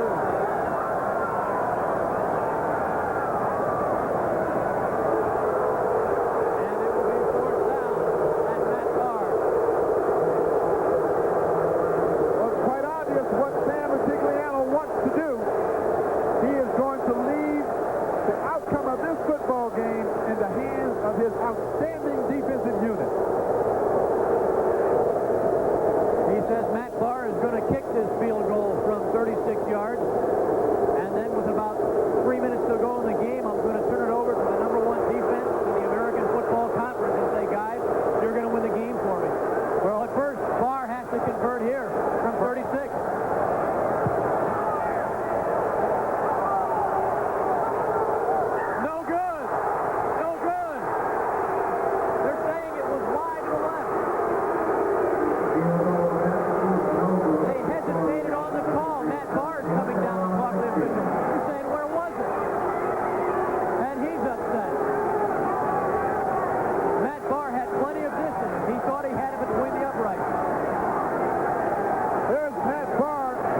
most accurate kicker in the league from this distance. He is something like 22 or 23 in a row.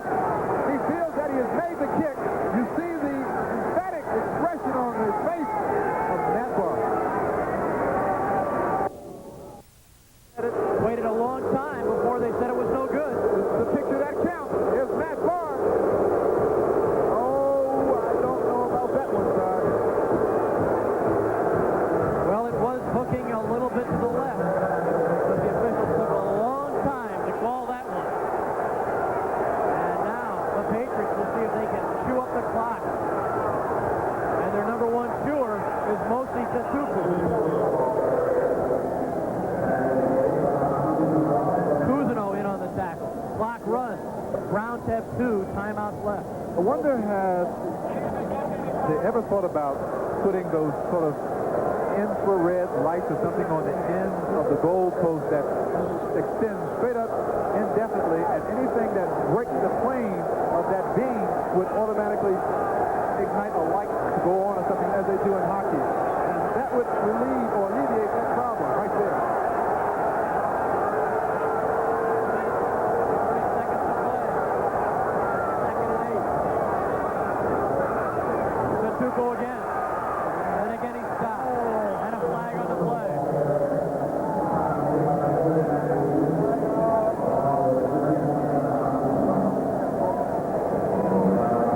Holding against New England.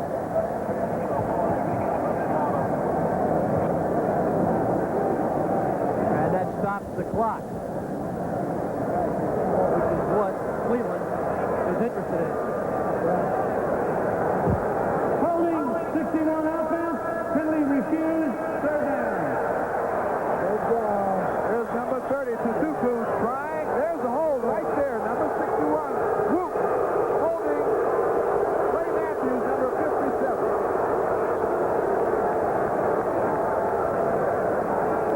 So it'll bring up third down, 7 yards to go. If the Browns can hold here, they'll have another shot of getting into Matt Barr's field goal range to win it. A draw play by Eason. He doesn't make it. Fourth down.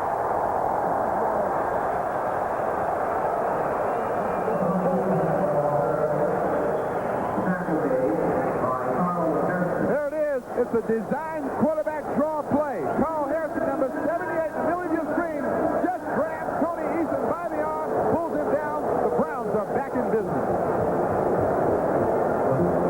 2:08 to go. As the Browns call a timeout. Attendance today, 53,036. About 30,000 less than what this place holds, Todd. But the noise is still loud here at Cleveland Stadium. It's a loud 53,000. What we Especially have, when that Browns defense is out there. what we have are two teams fighting for their lives here, particularly the Cleveland Browns, knowing that Pittsburgh is going to go down to defeat today.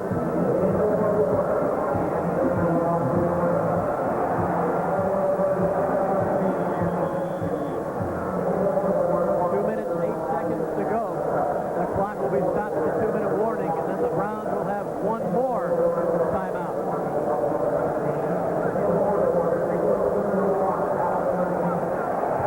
And Luke Prestridge is in the punt.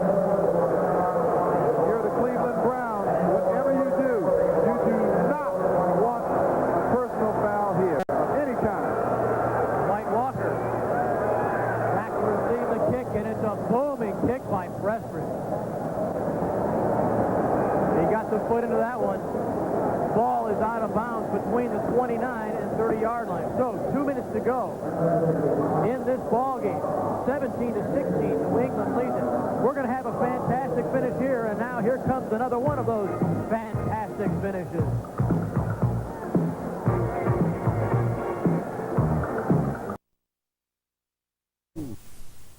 The Browns trailed by a point, 1st and 10 from their own 30. They have one timeout. The Browns maximum need 50 yards of offense to put themselves in a winnable field goal position. And at the least, they need 40 yards for an attempt. The 50 yards would give Matt Barr a 37-yard attempt. The 40 yards would give Matt Barr a 47-yard attempt. He's good at 37-yarders, not so good at 47-yarders. Although Matt Barr did have a 48-yard field goal earlier today, he's got 3 field goals.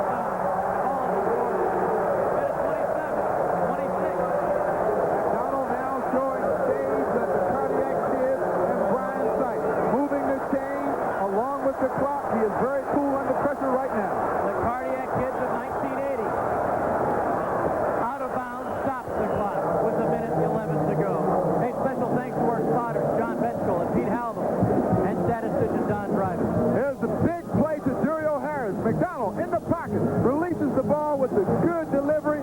There's Duriel Harris making sure of the catch.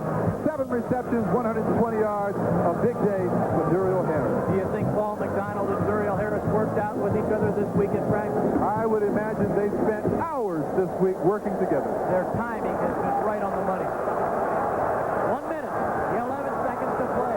Brown trails by a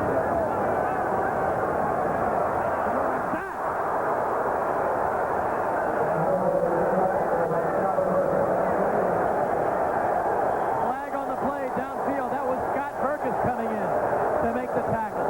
But a flag on the play. Wait a minute, everybody. There's McDonald. 70. Burkus gets inside. McDonald looking downfield to throw the football. Doesn't have anyone to throw to. The reason why? Personal foul against the New England Patriots. There will not be a charge timeout to Cleveland because of the penalty on the play. They have 1 timeout left. First down. And Cleveland now has their only timeout left. I'd say they got their cake in icing too, Todd. All right, 1st and 10. Ball at the 35-yard line. The Browns need about 10 more yards to be in comfortable winning position via a field goal attempt. And the Patriots defense shut him out. We'll see. McDonald going deep to Duriel Harris. Ray Claiborne drive for zero. Well, apparently right now, Retigliano is confident that they can get the additional yardage to kick a field goal. So what does he do? I'm going to go see if I can't get it all in one play right now. Duriel Harris cannot get by Ray Claiborne. But that's a bit risky, too, for Paul McDonald because Claiborne was there stride for stride. Well, as he would have intercepted that ball. The one thing that you tell a Duriel Harris on a play like that, Todd, is you say, listen, Duriel, if you can't get this ball, you make sure that Ray Claiborne does it.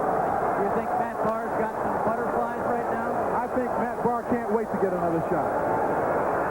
Look at him. He gets away. Ricky Feature. Ricky Feature, amazing. Separated shoulders, playing with a lot of pain. And Burke has come back here in the waiting moments of this football game, and the Browns right now are in Matt Barr territory. And they're letting the clock run. Sam Retigliano saying, come on, run the play. And what did Pete Axtell say about this football game? He said, take Cleveland and 2 points. All righty. They're down to 5 seconds on the 30-second clock, 23 seconds on the game clock. They're just going to set it up for Matt Barr. What a day for Paul McDonald. 23 of 34, 300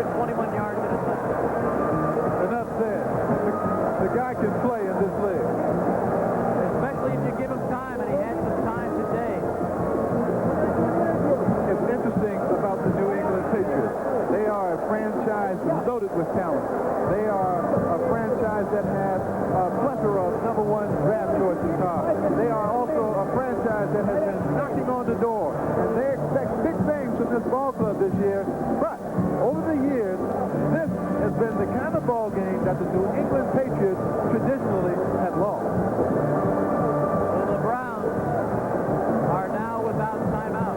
23 seconds to play. And if the Browns can win it, they'll only be a game behind Pittsburgh in the AFC Central. And there's Matt Barnes. What is he thinking? Well, he's probably thinking, just another day at the office. I'm going to go home tonight and go to the restaurant with the wife. And another day at the office for Matt Barr. Well, he'll be able to celebrate as he can park the upright. The thing to do in this kind of situation is don't think of what's happening. Only make sure that you do what you have to do to win. First and 10 at the 21. They catch the ball, get out of bounds. Intercepted! Can you believe it? Hey, Claymore. He might go. He will. Unbelievable! Touchdown for the Patriots. No, he stepped out of bounds. No, touchdown they call.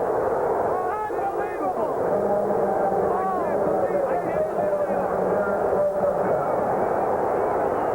I've never seen anything like that happen to a football team in my life. Well, it's not a touchdown. They're saying he stepped out of bounds at the 8-yard line. But that doesn't. Can't This is believe an it. incredible play. McDonald looking for Daryl Harris, who's been beating Claiborne all day. Harris falls down. There's no one there but Ray Claiborne. Watch it. Harris is on the ground. Oh, I can't believe it. If they're going to set up for a field goal, why not kick it? If you're going to let the time run before you call your final timeout and you're going for the field goal, why do you risk that? Well, now there's a flag on the play somewhere. Right around the 18-yard line, there was some kind of penalty. It really doesn't matter. Ray Claiborne was all-pro 1 year ago, Todd. He did not intercept one pass. He never intercepted a pass last year, but he has 22 deflections. He is an outstanding cornerback and really a championship player, making the big play at the right time.